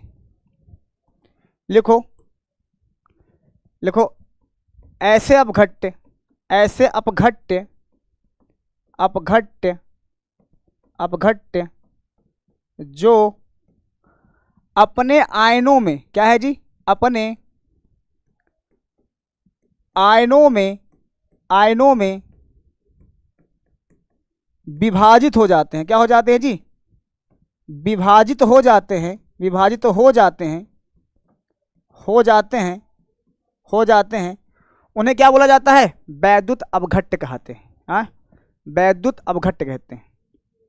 अच्छा, वैद्युत यहाँ पे अपघटन है, तो इसी से रिलेटेड हो क्वेश्चन होता है। वे ऐसे अपघटन, ऐसे जिसमें क्या आयनित हो जाते हैं, क्या ऐसे पदार्थ, देखो यहाँ पे देखो, ऐसे पदार्थ, यह पदार्थ लिख दो, ऐसे पदार्थ जो अपने आयनों में क्या हो विभाजित हो जाते हैं। तो उसे अपघटन की प्रक्रिया बोलते हैं। अपघटन की प्रक्रिया बोलते हैं। अपघटन की प्रक्रिया बोलते हैं। प्रक्रिया कहते हैं। इतनी बातें क्लियर है?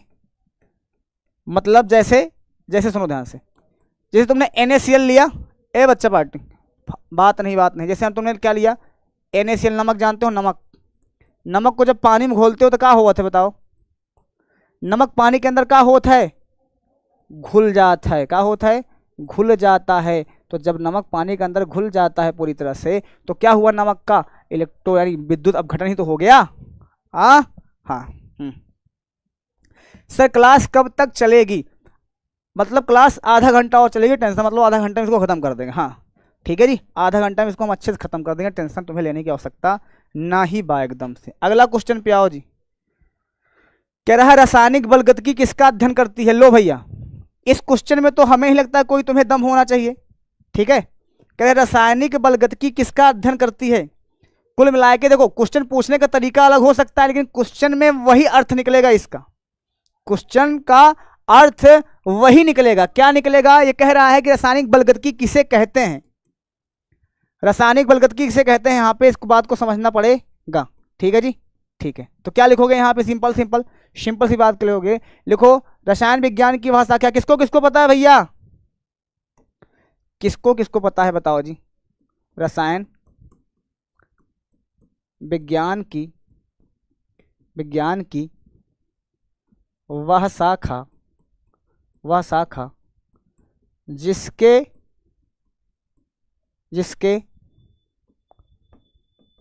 अंतर्गत अभिक्रिया की दर तथा उसको प्रभावित करने वाले कारक,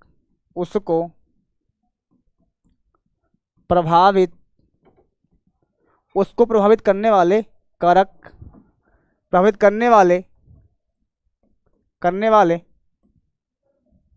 कारक के बारे में अध्ययन किया जाता है।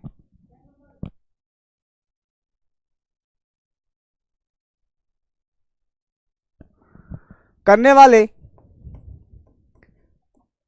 कारक के बारे में अध्ययन किया जाता है। अध्ययन किया जाता है उसे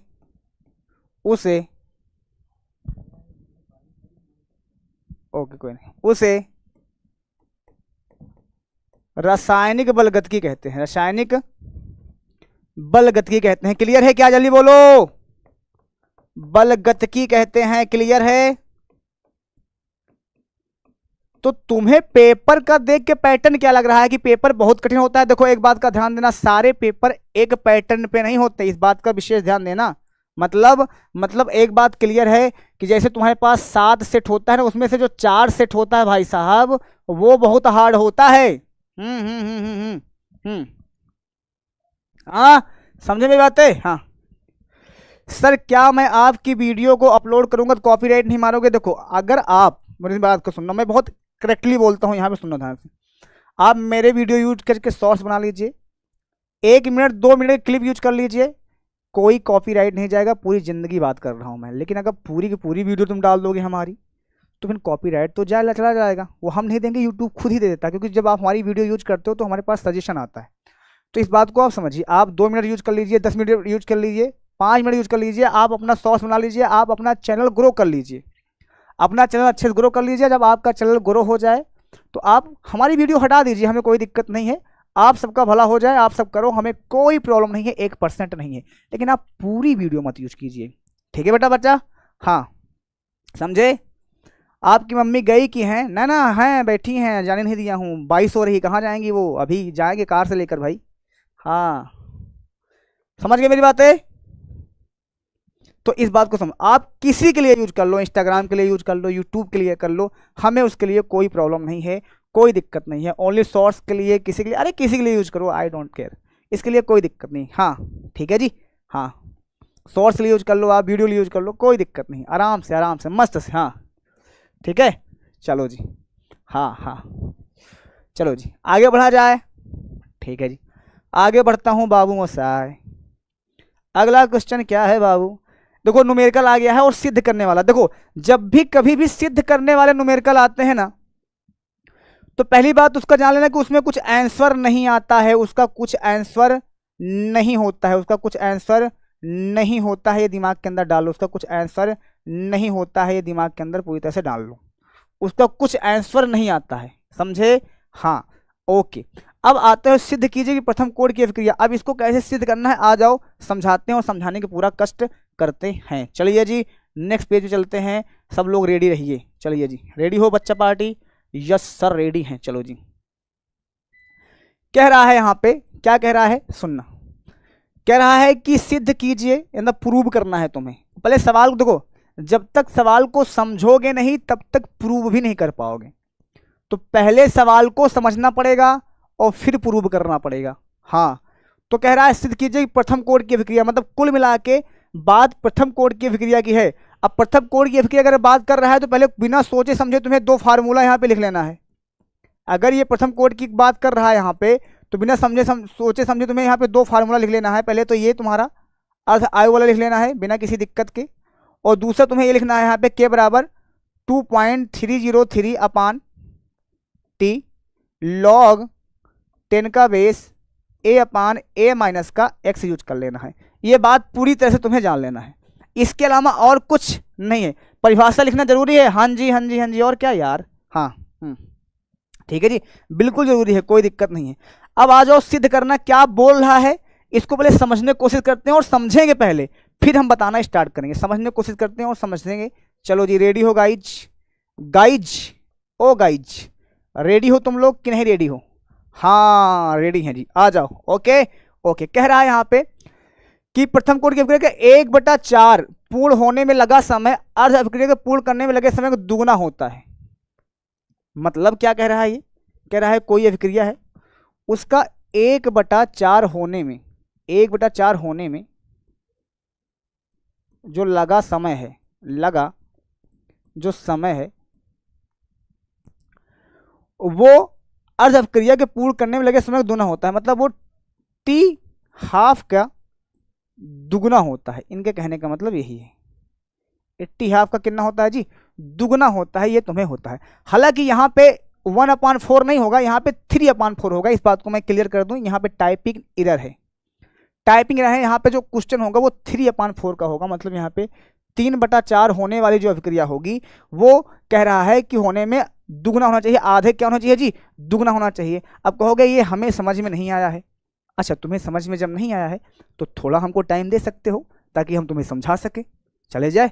ठीक है, सुनो, सबसे पहले अगर कोई चीज़ कह रहा है 3/4, तो पहले 3/4 को तुम मैथमेटिकल फंडामेंटल में चेंज करो भैया। 3/4 का मतलब हुआ क्या? जब ऐसे में कोई वैल्यू रखी रहे ना तो इसको 100 से मल्टीप्लाई कर दो ऐसे, ठीक है, तो आ जाएगी परसेंटेज। 4 का करोगे 25 चौका होता है 100, और 25 यहाँ क्या हो जाएगी जी? 75। तो अब सुनना ध्यान से, मतलब कह रहा है कोई अभिक्रिया है, कोई अभिक्रिया है, उसका 75% होने में, कितना होने में जी? 75% अभिक्रिया होने में, मतलब 75% का मतलब होता है 3 भाग अभिक्रिया होने में, क्योंकि किसी भी 100% में 4 भाग होता है, 4 भाग में 3 भाग होने में, अभिक्रिया होने में जो टाइम लग रहा है वो आधे का कितना लग रहा है जी? आधे का दुगुना लग रहा है। ये तुम्हें सिद्ध करना है। क्या करना है तुम्हें? ये सिद्ध करना है, मतलब कुल मिलाकर तुम्हें ये सिद्ध करना है। मैं बताता हूँ, T3/4 में जो टाइम लग रहा है वो बराबर होना चाहिए 2 × T हाफ के। यही आना चाहिए तुम्हारे आंसर में, यही है। अब इसको अगर घर की लैंग्वेज में बताया जाए, एकदम आसान लैंग्वेज में बताया जाए, तो ऐसे समझो कि जैसे तुम्हारे घर में कह रहा है कि मान लो तुम्हारे घर में 3 जने काम करता है, तो जो 3 जने काम करने में जितना टाइम लागत है, जितना टाइम लागत है 3 जने काम करने में, वो टाइम आधा जो पूरा अभिक्रिया है, पूरा काम करेगा, जो आधा का दुगुना हो चाहिए, आधा के दुगुना होना चाहिए। मतलब 3 हिस्सा काम करने में जो टाइम लागत है वो आधे के दुगुना होने के चाहिए। एका तुका सिद्ध करेगा है। आ जाओ सिद्ध करते हैं, आ जाओ इसको सिद्ध करते हैं। पहले इसका स्क्रीनशॉट अच्छे से ले लो तो बताएं। आधे का दुगुना होना चाहिए, ठीक है जी? ठीक है, चलो अब सुनना ध्यान से, सवाल को लगाए बिना छोड़ेंगे तो नहीं हम, ठीक है। और यहाँ पे इसको लिख लो ऐसे, और ये सवाल बहुत इंपॉर्टेंट है क्योंकि ये आई है भैया, आप चेक कर लेना। सिद्ध क्या करना है यहाँ पे, T3/4 बराबर T हाफ इंटू में दुगना, ये तुम्हें प्रूव करना है, इसी को तुम्हें प्रूव करना है, इसी को तुम्हें क्या करना है जी, प्रूव करना है, इसी को तुम्हें यहाँ पे प्रूव करना है, ठीक है जी। चलो, तो पहले आधी अभिक्रिया वाली बात आई है नहीं आई है, हाँ आधी अभिक्रिया वाली बात आई है, तो टी हाफ बराबर ऐसे लिख लो यहाँ पे, टी हाफ बराबर 0.693 अपान क्या हो गया जी के, इसको ऐसे लिख लो। अब कहोगे इसको काहे लिख लिया आप, क्योंकि यहाँ पे अर्ध अभिक्रिया की बात की गई है, तो अर्ध अभिक्रिया यही होता है, तो हमने इसको लिख लिया है। अभी इसमें हम कुछ नहीं करेंगे, बस इसको ऐसे मान लो, समीकरण नंबर इसको 1 मान लो, बस समीकरण नंबर क्या मान लिया हमने, इसको 1 मान लिया। अच्छा, और कुछ नहीं करेंगे, इसको समीकरण नंबर 1 मान लो और कुछ मत करना, ठीक है। अब आओ यहाँ पे कह रहा है कि 3/4 पूर्ण होने में अभिक्रिया, 3/4 होने का मतलब हो गया जी 75%। तो आप चाहे 75% लिख लो, चाहे 3/4 लिख लो, बात बराबर है। तो अब एक फार्मूला हमारे पास ये होता है, के बराबर 2.303 अपान टाइम log 10 का base a upon a minus का x। a की वैल्यू अगर तुम्हें नहीं पता तो a की वैल्यू हमेशा 100 होती है, मतलब 100% होती है, इस बात का ध्यान देना। और x की वैल्यू हमेशा होती है जो बची हुई अभिक्रिया होती है, मतलब 3/4 या 75%। जो भी 100 के अलावा जो भी परसेंट में वैल्यू आएगी वो हमेशा x की होगी, x के अलावा और किसी की वैल्यू हो ही नहीं सकती, x के अलावा और किसी की वैल्यू वो होएगी ही नहीं, इस बात का तुम ध्यान देना। अच्छा जी, ओके, चलो जी। तो टाइम है ना, इस टाइम को इधर ले जाओ, टाइम कौन सा टाइम निकाल रहे हो आप, 3/4 वाला टाइम निकाल रहे हो। तो हमने 3/4 यहाँ पे इस वजह से लिख दिया है कि तुम्हें पता चले कि 3/4 वाली अभिक्रिया हम लिख रहे हैं। अच्छा जी, बराबर यहाँ पे के को नीचे ला लिए, 2.303 हमने ऐसे लिख दिया यहाँ पे, और के को नीचे ला लिया ऐसे, ठीक है जी, ठीक। log 10 का बेस ए कितना है जी, 1 में बेटा 100 है जी, ए कितना है जी यहाँ पे 100 है, माइनस है लगा दिया, एक्स के वैल्यू यहाँ पे 75% आएगा। आप कहोगे 3/4 कहाँ गया, 3/4 लिखो या 75% लिखो, बात बराबर है, बात बराबर है। चलो जी, थैंक यू बेटा, ठीक है जी, ठीक है। तो 3/4 वाला टाइम निकाल रहे हैं, लो भाई 2/303 बटा यहाँ पे क्या हो गया, के हो गया, log 10 का बेस हमने ऐसे ऐसे लिख दिया, ए को हमने लिख दिया 100 को ऐसे लिख दिया, कोई दिक्कत नहीं। 100 में से 75 जाएगा, 25 आएगा, इसको कैंसिल करोगे कितना आएगा जी, 4 आ जाएगा, कितना आ जाएगा, 4 आ जाएगा, ठीक है जी। 25 चौका 100 होता है, तो T3/4 बराबर 2.303 इंटू में log 10 का बेस क्या आ जाएगा, यहाँ पे 4 आ गया, और बटे में क्या आ जाएगी, यहाँ पे के आ गया। अब log 10 के बेस की वैल्यू कितनी होगी, log 10 का बेस 4 की वैल्यू कितनी होती है, 0.60 होती है। पूरी जिंदगी याद रखो, ये काम देगा तुम्हें, हाँ पूरी जिंदगी याद रखो, ये तुम्हें काम देगा बच्चा पार्टी। चलो जी, आओ, तो यहाँ पे हमने लिखा T3/4 बराबर 2.303, जो जैसे था वैसे लिख दे रहा हूँ मैं, यहाँ पे के आ गया, के लिख दिया हमने, और log 4 की वैल्यू हमने लिख दिया 0.60, मतलब इसकी वैल्यू हमने रख दिया है, ठीक है जी। इसको मैंने इक्वेशन नंबर 2 मांग लिया, इसको मैंने इक्वेशन नंबर 2 मान लिया, बात खत्म।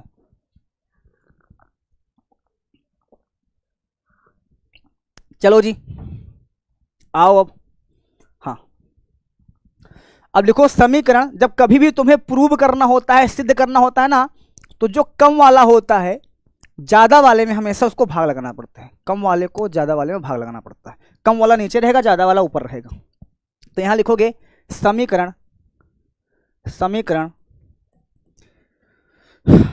2 में 1 से भाग करने पर, 1 से भाग करने पर, 1 से भाग करने पर, ठीक है जी, ठीक है। तो समीकरण 2 हमारे पास यही है, T3/4, इसको भाग किससे करेंगे जी, समीकरण 1 ये है T1/2 जी,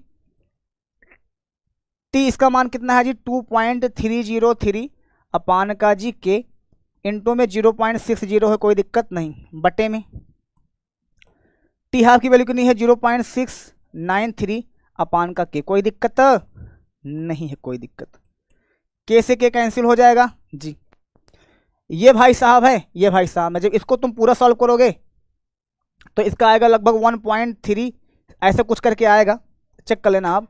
इसको तुम पूरा कैंसिल करोगे, कोई दिक्कत नहीं, कोई दिक्कत नहीं, कैसे करेगा तो पूरा जब इसको कैंसिल कर दोगे तो आएगा इसकी वैल्यू 2। तो यहाँ पे जो वैल्यू हमारे पास आ रही है, कहाँ लिखूँ मैं इसको, इधर लिखूँ, t3/4 बटा t1/2 बराबर कितना आ गया 2, यही आया जी, इतना आ गया। ठीक है, ठीक है। अब सुनो ध्यान से, इसको मैं नेक्स्ट पेज में ले चलता हूँ, यहाँ से इसको नेक्स्ट पेज में ले चलता हूँ, स्क्रीनशॉट लो। ठीक है, t3/4 t1/2 बराबर कितना आ गया है 2। इसको पक्षांतर करके इधर ले जाओगे, कितना आ जाएगा t3/4 बराबर 2, ये इधर जाएगा मल्टीप्लाई में आ जाएगा t½ यही तो आएगा, यही तो आएगा, यही तो सिद्ध करना था। LHS बराबर RHS सिद्ध हो गया, यही तो शुरू में सिद्ध करना था तुम्हें, यही तो सिद्ध करना था शुद्ध में तुम्हें, तो हो गया सिद्ध, और क्या चाहिए तुम्हें। चलो जबू, चलो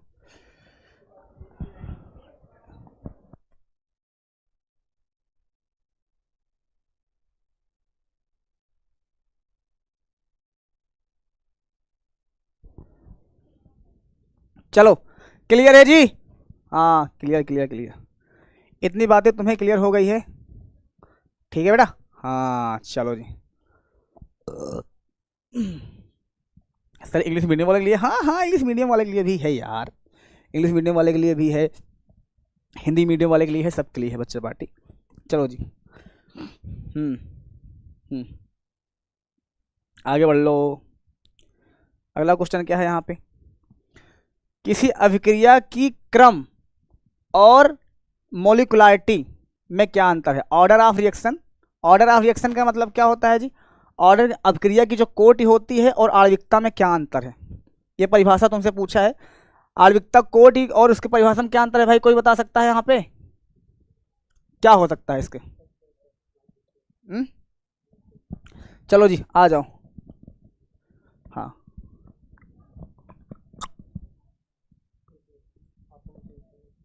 ठीक है। चलो जी, टेक्नोलॉजी में कुछ गड़बड़ीसन तो नहीं आवत है ना, ए टेक्नोलॉजी, हाँ कौन कौन सॉन्ग सुना दीजिए, कौन से सॉन्ग सुनाए हम। देखा जवाना सारा भरम है, इश्क इबादत इश्क करम है, मेरा ठिकाना तेरी ही दहलीज है, हो मैं हूँ दीवारे छत है पिया तू, नोट लाओ, रब की तुझे रहमत है पिया तू मेरे लिए, तू बरकत की तावीज है, जो भी है सब तेरा तेरे हवाले कर दिया। चलो 1 मिनट रुकना, 1 मिनट रुकना।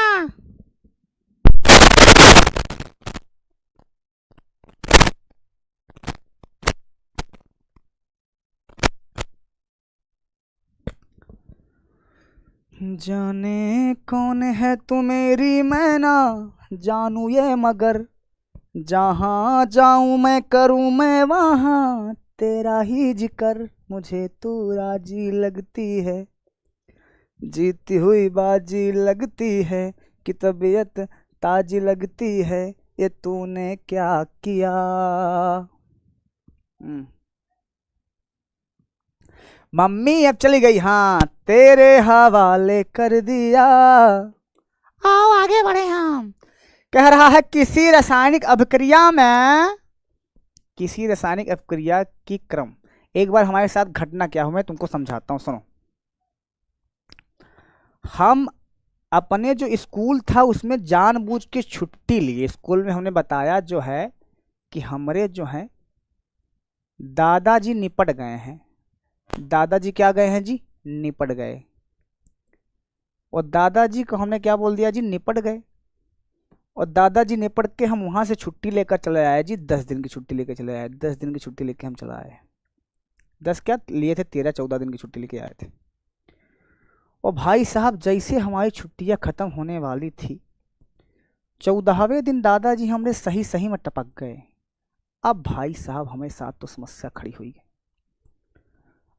अब जो है हम यही करत करत पूरे घरवा, और मतलब समझा तू, हम महतारी बाप का छोड़ के, मम्मी पापा का छोड़ के नहीं, सबका मार दे रहे हैं छुट्टी लेके चक्कर।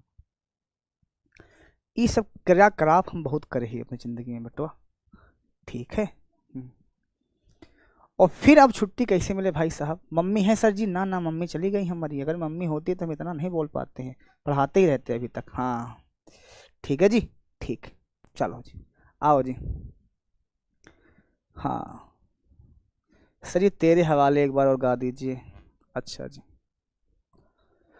जरा कभी मेरी नजर से खुद को देखो भी, है चांद में भी दाग पर न तुझ में कभी, जो भी है सब मेरा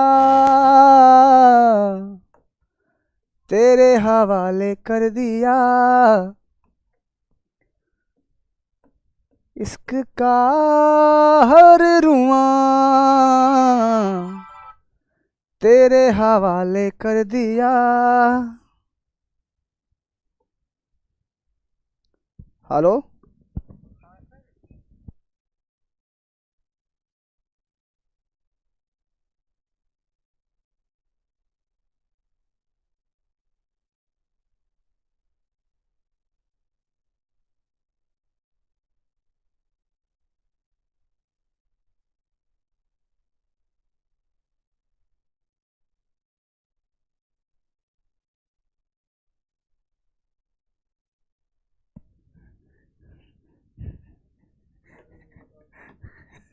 भाई साहब एक आदमी को भेजे कि जाओ हमारी मम्मी को छोड़ के चले जाओ, वो गवा दूसरे घर में छोड़ के चला है। बताओ, ऐसे ऐसे लोग रहते हैं, हरवा देंगे हमारी मम्मी को।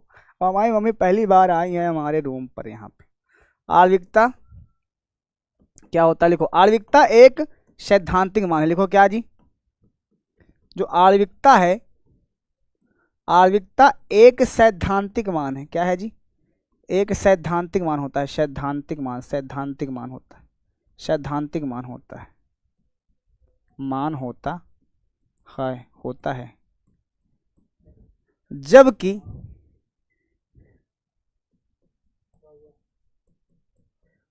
जबकि कोटि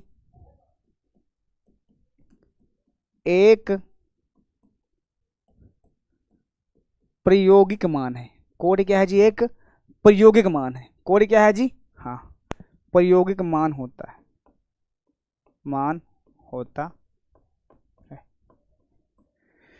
सैद्धांतिक और प्रायोगिक में इतना मतलब है, इतना अंतर है, समझो। सैद्धांतिक मतलब होता है जी जैसे तुमने किया 2 + 2 बराबर का जी 4, तो ये जो पहले वैल्यू दिया गया है ये सैद्धांतिक है, जो बाद में आया है ये प्रायोगिक है, ऐसा मान लो, और कुछ नहीं।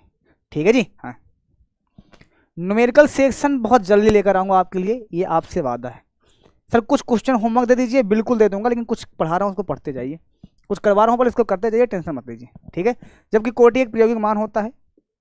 आगे लिखो यहाँ पे, आणविकता, आणविकता किसी भी अभिक्रिया की, किसी भी अभिक्रिया की, अभिक्रिया की, अभिक्रिया की शून्य नहीं हो सकती है, शून्य नहीं हो सकती है, नहीं हो सकती है, नहीं हो सकती है, नहीं हो सकती है। जबकि, जबकि देखो आणविकता मतलब अणुओं की संख्या होना जरूरी है। जबकि, जबकि आणविकता, सॉरी, जबकि कोटि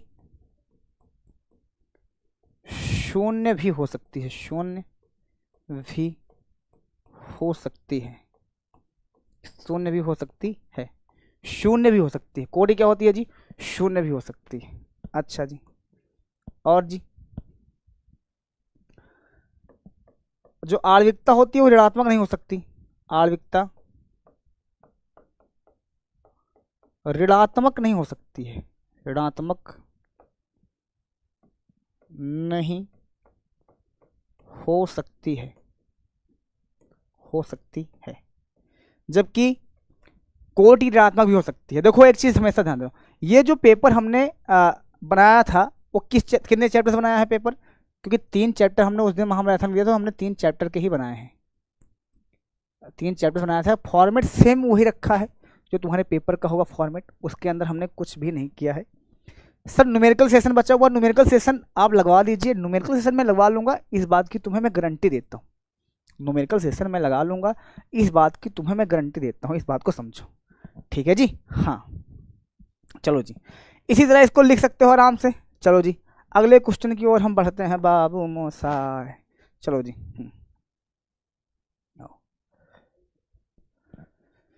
मेरे पहलू में रहना तो मुझको बताना, कभी दिल लगा। चलो जी यहाँ पे देखो, हाँ ये क्वेश्चन बच्चा क्या जी, यहाँ पे देखो ये हमने कर दिया किसी अभिक्रिया का, इसको हमने कर दिया बच्चा क्या, राउल्ट का नियम। राउल्ट का नियम किसको आ जाएगा थोड़ा बताओ जी, ए बातें नहीं तुम लोग। राउल्ट का नियम क्या होता है? लो, निश्चित ताप पर किसी भी विलय या विलायक का जो दाब होता है, वाष्प दाब होता है, उसमें उपस्थित घटकों के मोल अंश के समानुपाती होता है। यही था राउल्ट का नियम, यही था राउल्ट का नियम कि नहीं था ये बताओ पहले। हाँ कितने लोग हैं जो पूरी प्रॉपर क्लास लेते हैं? नहीं आएगा मारना स्टार्ट कर दूंगा, ऑनलाइन पिटाई हो जाएगी तुम्हारी। हाँ ऑनलाइन पिटाई होना स्टार्ट हो जाएगी। महामैराथन न्यूमेरिकल कब लगाओगे? बहुत जल्दी, बहुत जल्दी। कितने लोग, जितने लोग को ये क्वेश्चन आ जाएगा दिल वाली इमोजी हमारे पास भेज दो, दिल वाली इमोजी भेजो हमारे पास। किस वाली? दिल वाली इमोजी भेजो, दिल वाली इमोजी, दिल वाली इमोजी भेजो। हाँ दिल वाली इमोजी भेजो। टाना बन के तितली दिल उड़ा उड़ा उड़ा। कितने लोगों को आ जाएगा ये? जल्दी बोलो। जितने लोग को आ जाएगा दिल वाली इमोजी भेज दो पहले, प्रेम पूर्वक मारना स्टार्ट कर दूंगा।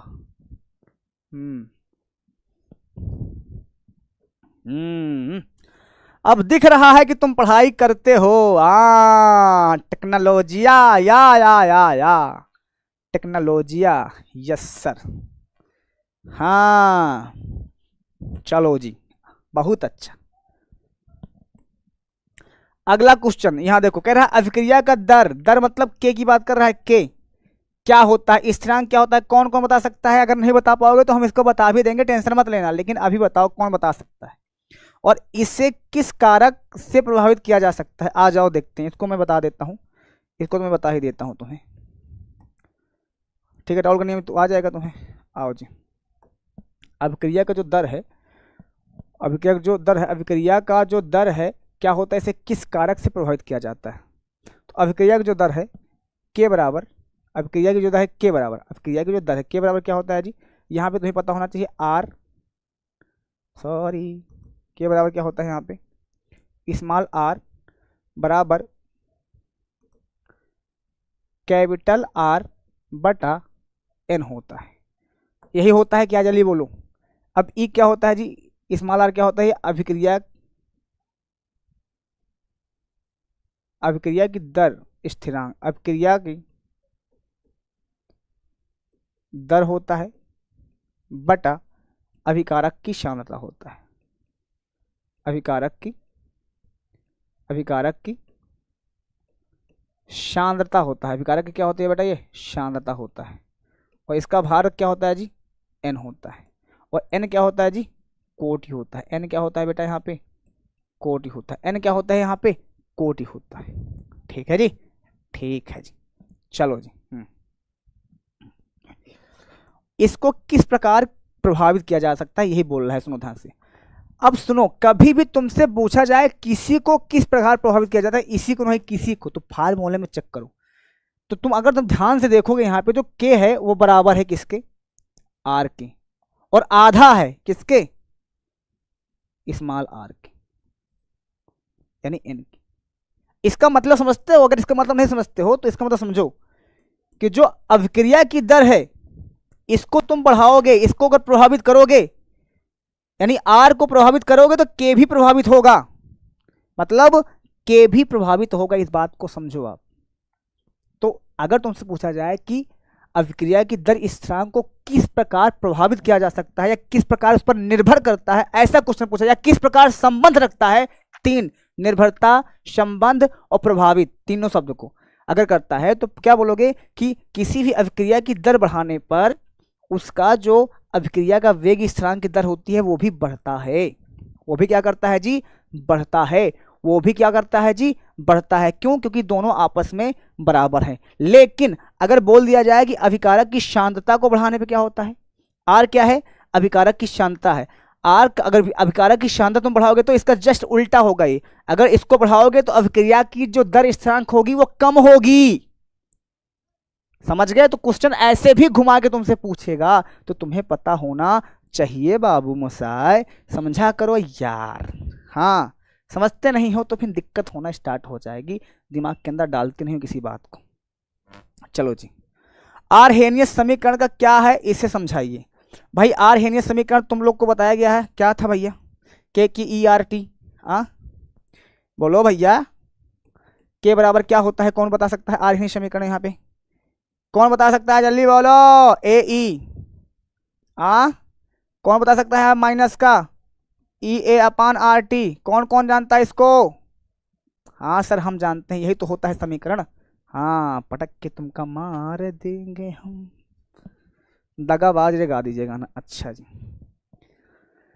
डरता जहां हमसे हम तो से डरते, ये सब जान मोरी रनिया है, मस्का लगाओ ना छोड़ो जी छोड़ो, समझती हूँ तोरी कनिया है, इस तरह पे तो हम कुर्बान गए जी, तोहरी नाना में हामी है जाने गए जी, कल मिले हो कल मिले, हाय हो कल मिले जी, हमका भूल गए आज रे, हाय दगाबाज रे, तोहरे नैना बड़े दगाबाज रे। देखो भैया ये बोल रहा है अभिक्रिया की दर यानी के की ही मान पूछ रहा है, इसको तुम पहले कर लिए हो, समझे मेरी बातें? हाँ क्लियर भाई साहब, इसको कर सकते हो। हाँ सर आप अपने पापा को लाओगे, अगर हम अपने पापा को ला देंगे यहाँ पे तो हम नहीं रहेंगे यहाँ पे, समझा करो बात को, भावनाओं में मत बहो बेटा। चलो आओ जी, अगला क्वेश्चन यहाँ पे ये है हमारे पास, लास्ट क्वेश्चन, यही दो क्वेश्चन करवाऊंगा बस, लास्ट क्वेश्चन है, इस बात को समझो। हाँ जी ओके, लास्ट क्वेश्चन है, हाँ बिल्कुल लास्ट क्वेश्चन है, मजा आएगा जो एकदम एकदम एकदम मस्त तरीके से मजा आएगा, टेंशन मत लो। मैं आओ जी, कह रहा है 1.82 ग्राम कार्बनिक यौगिक को जिसका अणुभार भी दिया गया है, अगर कभी भी किसी का अणुभार दिया रहे, इस सवाल को पहले चलते हैं नोट्स पे, दो क्वेश्चन बनाए, इसको करवा के फिर छुट्टी करेंगे ना भाई, ऐसा कैसे छुट्टी कर देंगे, समझा करो यार। चलो जी आओ, तो सवाल को समझने की कोशिश करो, इसमें कौन सा फार्मूला लगेगा इसको समझो यार। हाँ चलो जी, आओ जी, हाँ चलो जी, कह रहा है कि 1.822 ग्राम हमारे पास है, ठीक है, कार्बनिक यौगिक का जिसका अणुभार दिया गया है 155, एम का मान है, अणुभार मतलब हमेशा एम का मान होता है, इस बात ध्यान, कितना दिया गया है जी 155 दिया गया है, इस बात का पूरी तरह से ध्यान देना, ठीक है जी। को 100 ग्राम बेंजीन में घोलने पर हिमांक में शब्द आ गया, हिमांक, एक शब्द आया है हिमांक, तो कोई हिमांक से तुम्हें पहचान करनी पड़ेगी, अगर कभी पूरी जिंदगी अगर किसी का तापमान घट रहा हो या हिमांक शब्द आ जाए तो जान लेना वो हिमांक का अवनमन होता है। क्या होता है जी? वो हिमांक का अवनमन होता है। इसके अलावा और कुछ हो ही नहीं सकता है ये जिंदगी के अंदर, अपने तुम बहुत अच्छे से जान लो, वो हिमांक का अवनमन ही होगा, इसके अलावा और कुछ नहीं हो सकता है। गई, हाँ भिजवाती हूँ। ठीक है, इतनी बातें तुम क्लियर कर लोगे काजी? ये बताओ, हाँ इतनी बातें क्लियर करोगे? हाँ। सर जी आप धोनी जैसे लग रहे हो। हाँ बेटा धुन देंगे अभी हम, पढ़ाई कर लो यहाँ पे। चलो जी लास्ट सवाल है यहाँ पे। ठीक है जी, ठीक है जी, आओ जी। हिमांक का अनुमान, हिमांक का अनुमान क्या होता है जी? वो होता है डेल्टा टी एफ होता है, इस बात का ध्यान देना। तो यहाँ पे अगर तापमान जो दिया गया है वो कितना दिया गया है? 0.60 डिग्री सेल्सियस दिया गया है, यानी कमी पाई गई, तो यही होगा, इसके अलावा और कुछ नहीं हो सकता है। हाँ पक्का नहीं हो सकता है, खाओ माँ कसम। हाँ खा लिए हम, नहीं हो सकता है। अच्छा जी, कन्फर्म बा, कन्फर्म बा।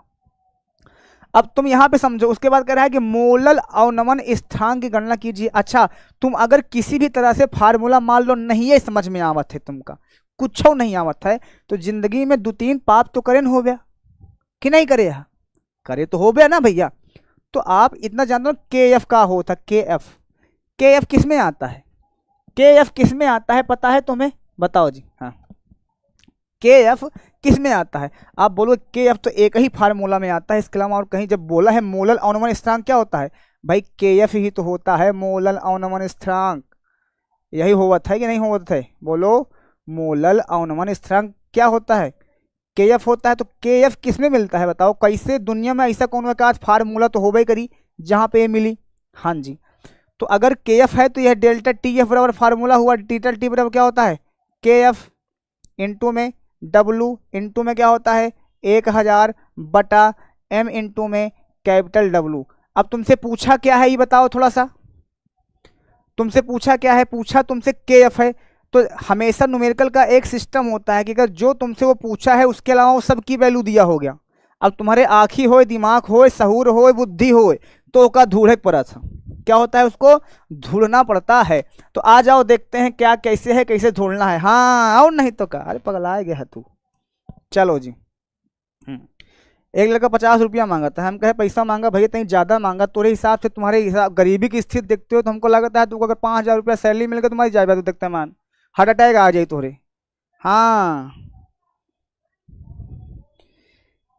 चलो जी। सर उधर इंग्लिश की क्लास चल रही है, किधर? तुम्हारे तुम्हारे जैसे ही लोग होते हैं, डेसिमल को डेसिमल पढ़ते हैं। हाँ तुम्हारे जैसे ही लोग होते हैं बेटा जो डेसिमल होता है ना उसको डेसिमल पढ़ के निकल जाते हैं। हाँ अरे तुम्हारी ज़िंदगी बहुत खत्म। गुरुजी पंचवटी कविता सुना दीजिए। अच्छा इस सवाल बताने के बाद तुम्हें पंचवटी कविता सुनाते हैं हम, ठीक है?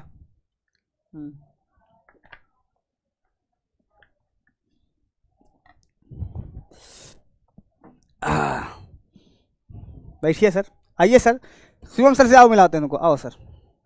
अरे आइए सर, आइए, लास्ट भी हो, लास्ट है इसके बाद लास्ट सवाल है सर। और क्या खत्म कर दिए पूरा सॉल्व करके। शिवम भाई आ गए हैं हमारे, हमारे बहुत अच्छे मित्र हैं शिवम भाई। और फोटो खींच लेना, अपने स्टेटस पे लगा देना। पर एक चीज़ तुमको बताएं यार, दिल से ये गाना मत लगाना, हे प्रभु, क्या गाना है? हे गुरु बंदन, हे गुरु, ये मत लगाना। सही बताओ तो बहुत दिल रोवा था हमारी गाना सुनने के बाद तुम्हार। हे प्रभु, तो ये हम तो हे गुरु बंदन वाला गाना मत लगाना। तुमसे हाथ जोड़े थे, कहा तो सिरदा पड़ ली तुम्हारा, प्लीज मत लगाना। हम देख के बहुत दिल में धक्का लगा था हमारे, तो इसको मत करना। हाँ सर, सर भी बहुत जल्दी तुम्हारे लिए न्यूमेरिकल और डेरिवेशन सेशन प्लान किए हैं और लेकर आ रहे हैं बहुत धुआंधार तरीके से, बहुत। तो पहले तुम्हें सुनो, पहले तुम्हारा हाफ सिलेबस इनको पूरा कर दीजिए, उसके हर हो गया ना, फिर उसका मोस्ट इंपॉर्टेंट डेरिवेशन और न्यूमेरिकल लेकर बहुत जल्दी उतर रहे हैं मार्केट में, और फिर मार्केट में तबाही मचेगी, मचेगी ना सर? मैं झुकेगा और इस साल हरगिज के नहीं झूला, निहुर जाएगा आवश्यकता पड़ने पे निहुर जाएगा। हाँ जी, हाँ जी, हाँ जी, हाँ जी, हाँ जी। सर प्लीज फिजिक्स क्लास छूट गई ना? छूट ना गई, अभी छुट्टी है क्या? ओ शिट यार, इसमें तो कुछ समझ में नहीं आ रहा है क्या क्या क्या चल रहा है? कह रहे हैं बच्चे के सर अंकित सर की माता जी से मिल लिए, आप कब मिला रहे हैं? बिल्कुल, आप, अरे माता जी तो माता बहुत जल्दी आ जाएगी, माता जी तो आ जाएंगी। हाँ माता जी ही हैं, माता जी है, पिताजी को मत पूछना बस थोड़ा सा, क्योंकि पिताजी आएंगे तो फिर हम यहाँ नहीं रहेंगे। बाहर चले जाएंगे। हाँ समझा करो इस बात को। हाँ मतलब भावनाओं में मत बहना, बहुत दिक्कत होती है। पिताजी अगर बोल देते ए या, तो समझ में आता, पूरा कांड याद आवत है जितना दिन भर करत रहा तो। हाँ समझा करो। तो माता जी को खूब बुलाओ, खूब लाएंगे, भाई को बुलाओ खूब लाएंगे, बहन को बुलाओ खूब, पिताजी को मत बुलाओ, नहीं तो वो यही कैमरा के सामने पूरा कांड खोल के रख देंगे, मरबो करेंगे हमका। तो ये वजह से समझेंगे। जैसा बोलेंगे वैसा हाँ माता जी से जैसा बोले, क्या बात कर रहे हो, ऐसा ना बोलो यार। बोलेगा। अरे नहीं हमारी माता जी यार, तुम कैसी बात करते हो, हमारा पोल खोल ले, वो जोर जोर से बोल के स्कीम बता दो। हाँ हाँ, सीएम सर को हमारा प्रणाम। अंजलि, ए अंजलि, बात तुम्हारे लिए पतंजलि से कुछ लेकर आओ अंजलि। तो सर कब इनके लिए प्रोग्राम कर रहे हैं आप, ये बताइए। 24 को आ रहा है। 24 को 24 को 24 कब है सर? 24 अपडेट आज हम 19 है ना सर? हाँ भाई देखो 19 है, 24 से पहले पहले ही आएगा, ये प्रॉमिस है। 20 है, 24 से पहले पहले ही आएगा, कोशिश पूरी करेंगे। और पूरी तरह से एकदम तैयार रहिएगा, दिल दिमाग डाटा तीनों को रह के एकदम बढ़िया तरीके से, और फिर तो मजा आएगा। मार्केट में तो मचाएंगे एक बार फिर से। और पिछले साल हमारे सर तो बिंदास धुआंधार मचाए थे, अब की बार भी मचाएंगे भाई। हाँ जी एकदम। हाँ हाँ ठीक है जी, चलिए जी, तो मिलते हैं नेक्स्ट क्लास में, तब तक के लिए बाय बाय। सर अपनी सिस्टर को बुलाइए, नहीं उसको भी मत बुलाइए, बहुत खतरनाक है। सिस्टर और पापा अरे वो पैसा मांगने लगेगी, रहन दो, आएगी तो पैसा लेगी, जाएगी तो पैसा लेगी, शादी ब्याह हो गया है, खर्चा वाला काम मत करवाओ। अरे नहीं रहन दो भैया, खर्चा होता है, पैसा तुमका सबका का, तो सब बहन भावनाओं में कह के बता लेगा। आएंगे तो पैसा लेंगे, बाभन आदमी है, उनका पैर छू, तो उनका पैर छुड़बो अगर निहुर के कितनो शर्मा शर्मा देगा तो 2000 रुपया देख पड़ी तुमका, जान ला। चलो जी अब पढ़ाई करो। हाँ आ जाओ, अब मेरी बात सुनो। हाँ ठीक है चलो जी, तो ये हो गया। अब देखो ध्यान से, 1 ग्राम में मान ये दिया गया है और दूसरा ग्राम में मान दिया है। 2 बार ग्राम आया है, 2 बार ग्राम आया, 2 बार ग्राम आया, यस सर। तो हमारे पास अगर देखो ध्यान तो एक हमारे पास स्मॉल डब्लू होगा और एक हमारे पास कैपिटल डब्लू होगा। स्मॉल डब्लू जो हमारे पास है बच्चा वो है 1.822, और जो कैपिटल डब्लू हमारे पास है बच्चा वो है हमारे पास 100 ग्राम। ओके है जी, 100 ग्राम है, ठीक है। और जो मोलर मास एम का वैल्यू इसने दे रखा है ऑलरेडी 155 होता ही है जी। चलो जी क्लियर, दिक्कत है नहीं जी। और हिमांक में कमी कितनी आ रही, इतना तो डेल्टा टीएफ का मान भी इसने दे ही रखा है। डेल्टा टीएफ का मान कितना दे रखा है, 0.60 दे रखा है। ले भैया सब का मान तो दिया है, तो बचा का है के एफ का मान निकालो भैया, सब का मान फटाफट रखो, अब वो आ जाएगा। हाँ चलो जी ओके ठीक है जी। तो डेल्टा टी एफ बराबर यहाँ पे के एफ इंटू में स्मॉल डब्लू का मान कितना है जी, 1.822 इंटू में 1000। हम प्रेम पूर्वक भारत माता की जय बोल के लिख देंगे, ठीक है जी, लिख दो, कोई दिक्कत ना ही है। उसके बाद यहाँ m का मान कितना है जी, 155 है, इंटू में जी यहाँ पे क्या है जी हमारे पास और क्या है जी, डब्लू है 100 जी, कितना है जी 100 है। चलो जी, और डेल्टा टी एफ का मान कितना दिया गया है, 0.60 दिया गया है। यहाँ पे के एफ को ऐसा लिख लेंगे, कोई दिक्कत है नहीं, इंटू में 1.822 यहाँ पे लिख लेंगे, इंटू में जी 100 यानी 1000 लिख लेंगे, कोई दिक्कत है नहीं। 155 यहाँ पे है, कोई दिक्कत ये भी नहीं है, इंटू में 100 है, इसका कोई दिक्कत नहीं होगी बाबू मसाए। सुनो यहाँ पे 3 अंक दशमलव है, अगर 3 जीरो हटाओ यहाँ पे इसका दशमलव खत्म हो जाएगा, तो हो जाएगा 0.60 बराबर के एफ इंटू में यहाँ पे हो जाएगा 1822 बटा ये क्या हो जाएगा जी 155 इंटू में क्या हो जाएगा जी 100 हो जाएगा। क्लियर है जी, क्लियर है। अब सुनना ध्यान से, ये तीनों इधर आएंगे तो हो जाएगा 0.60 इंटू में 155 इंटू में जी 100 हो जाएगा, बटे में ये नीचे आ जाएगा 1822 और यहाँ पे हो जाएगा के एफ। इसका 2 जीरो हटाओगे, यहाँ का 6 कट जाएगा, तो हो जाएगा सीधा सीधा क्या हो जाएगा, इधर देखना, इधर इधर 6 जीरो इंटू में 155 बटे में 1822। इसको सॉल्व कर लेना, जो आएगा वो आंसर हो जाएगा। इसको सॉल्व करना, जो आएगा इसका आंसर हो जाएगा, समझ लो इस बात को, ठीक है जी। टेक का स्क्रीन शॉट। चलो जी लास्ट क्वेश्चन बच्चा पार्टी, उसके बाद तुम्हें गाना सुनाएंगे बढ़िया। कह रहा है कि बिलियन की कोलिगेटिव गुणों को विस्तार से समझाइए, इनमें से प्रत्येक गुण का उदाहरण व्याख्या कीजिए। भाई ये क्वेश्चन 5 नंबर में है, इस बात को समझना। अब ये पूछा तुमसे, क्या जानते हो, कोलिगेटिव मतलब होता है और संख्या गुणधर्म के चारों को बताना है और चारों को डिफाइन करना है। तो मतलब और संख्या गुणधर्म के अंदर कौन कौन आता है पहले समझो तुम, आ जाओ। और संख्या गुणधर्म क्या होता है बताओ जी, किसको किसको मालूम है? और संख्या गुणधर्म क्या होता है, किसको किसको मालूम है? जल्दी बोलो। और संख्या गुणधर्म किसको किसको मतलब है? कॉलीगेटिव को मतलब यही होता है। और संख्या गुणधर्म किसको किसको आता है? किसको किसको आता है? बोलो जी। और संख्या गुणधर्म किसको किसको आता है जी? बोलो जी। Colligative property, colligative property, colligative property बोलते हैं इसको हम, प्रॉपर्टीज बोलते हैं, कॉलीगेटिव प्रॉपर्टीज बोलते हैं। ठीक है जी, ठीक है जी। आओ जी, लिखो ऐसे बिलियन जिसके घटक जो होते हैं केवल अणुओं की संख्या पर निर्भर करते हैं, उसको हम क्या बोलते हैं? और संख्या गुणधर्म बोलते हैं। इसके 4 भाग होता है, किसको किसको याद है? वासुदाब का अपेक्षित अवनमन है ना, दूसरा क्या था? क्वथनांक का उन्नयन, पढ़ाया गया था। यस सर, क्वथनांक का उन्नयन। तीसरा जो हमारे पास था हिमांक का अनुमान था। चौथा हमारे पास था परासरण दाब। किसको किसको याद है? किसको किसको याद है? जल्दी बताओ, किसको किसको याद है ये चारों चीजें? ये चारों से, हाँ यही तो जी, ऑर्गेनिक केमिस्ट्री पढ़ाया जाते हैं। और इस प्रकार से हे बालक हे बालिकाओं, जो पेपर इस तरह से हमने बनाया था वो हमारी तरफ से हो चुका है द एंड। क्या हो चुका है जी?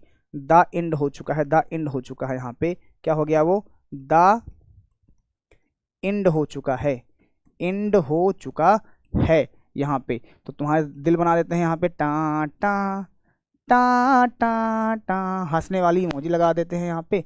और यहाँ पे चाहते टा टा। लो जी, ये होता है द एंड। ठीक है जी, ठीक है। तो सभी को बच्चों को हमारी तरफ से बहुत सारा प्यार, बहुत सारा लव यू बच्चा पार्टी, एंड सभी को बहुत बहुत सारा थैंक यू। क्लियर है जी? अब बताओ क्या है जी? हाँ, हमको याद है, जिनको नहीं याद है उसको याद होना चाहिए। अब सॉन्ग सुना दीजिए आप। अच्छा जी, कौन सा सॉन्ग सुनना है तुम्हें? जाते जाते एक गाना सुनाते हैं, ठीक है? हाँ, चलो जी सुनाते हैं। कि छम छम करता आया मौसम,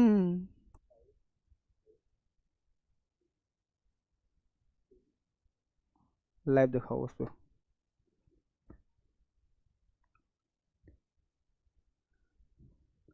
हाँ, टेक्नोलॉजी में थोड़ा फॉल्ट आ गया था भाई, क्या करें, टेक्नोलॉजी में थोड़ा फॉल्ट आ जाता है, हो गया जी। टेक्नोलॉजी में बहुत फॉल्ट आ गया था बच्चा, मैं क्या ही बोलूँ। हाँ, हम्म, चलो जी, कैसे हो बच्चा पार्टी? चलो जी,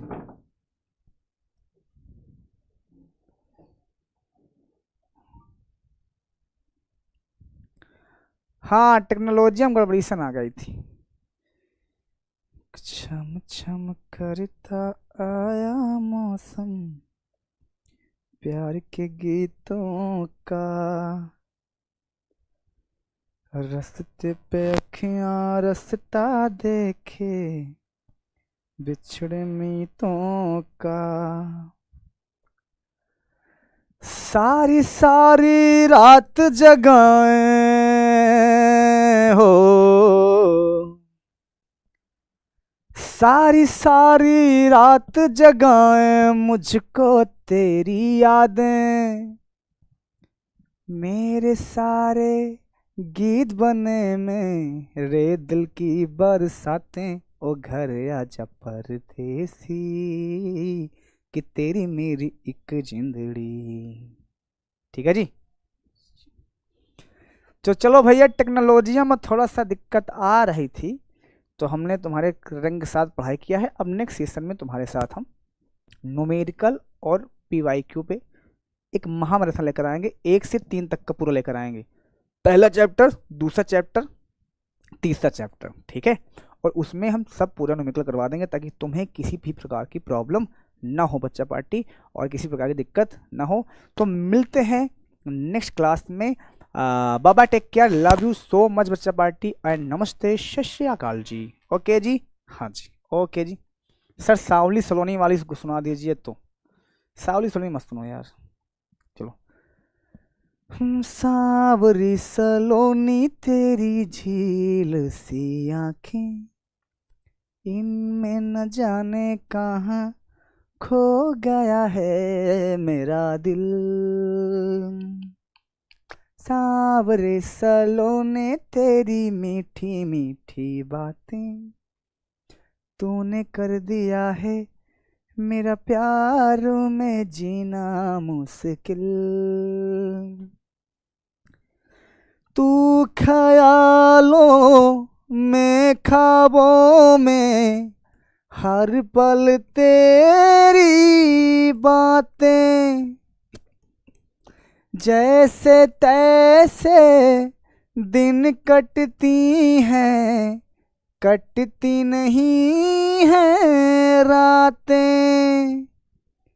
रूप है तेरा मेरी आँखों में, खुशबू है तेरी मेरी सांसों में, चेहरे को ऐसे चूमे जुल्फें तुम्हारी, जैसे कि लहरों में दिन का रंग हो शामिल।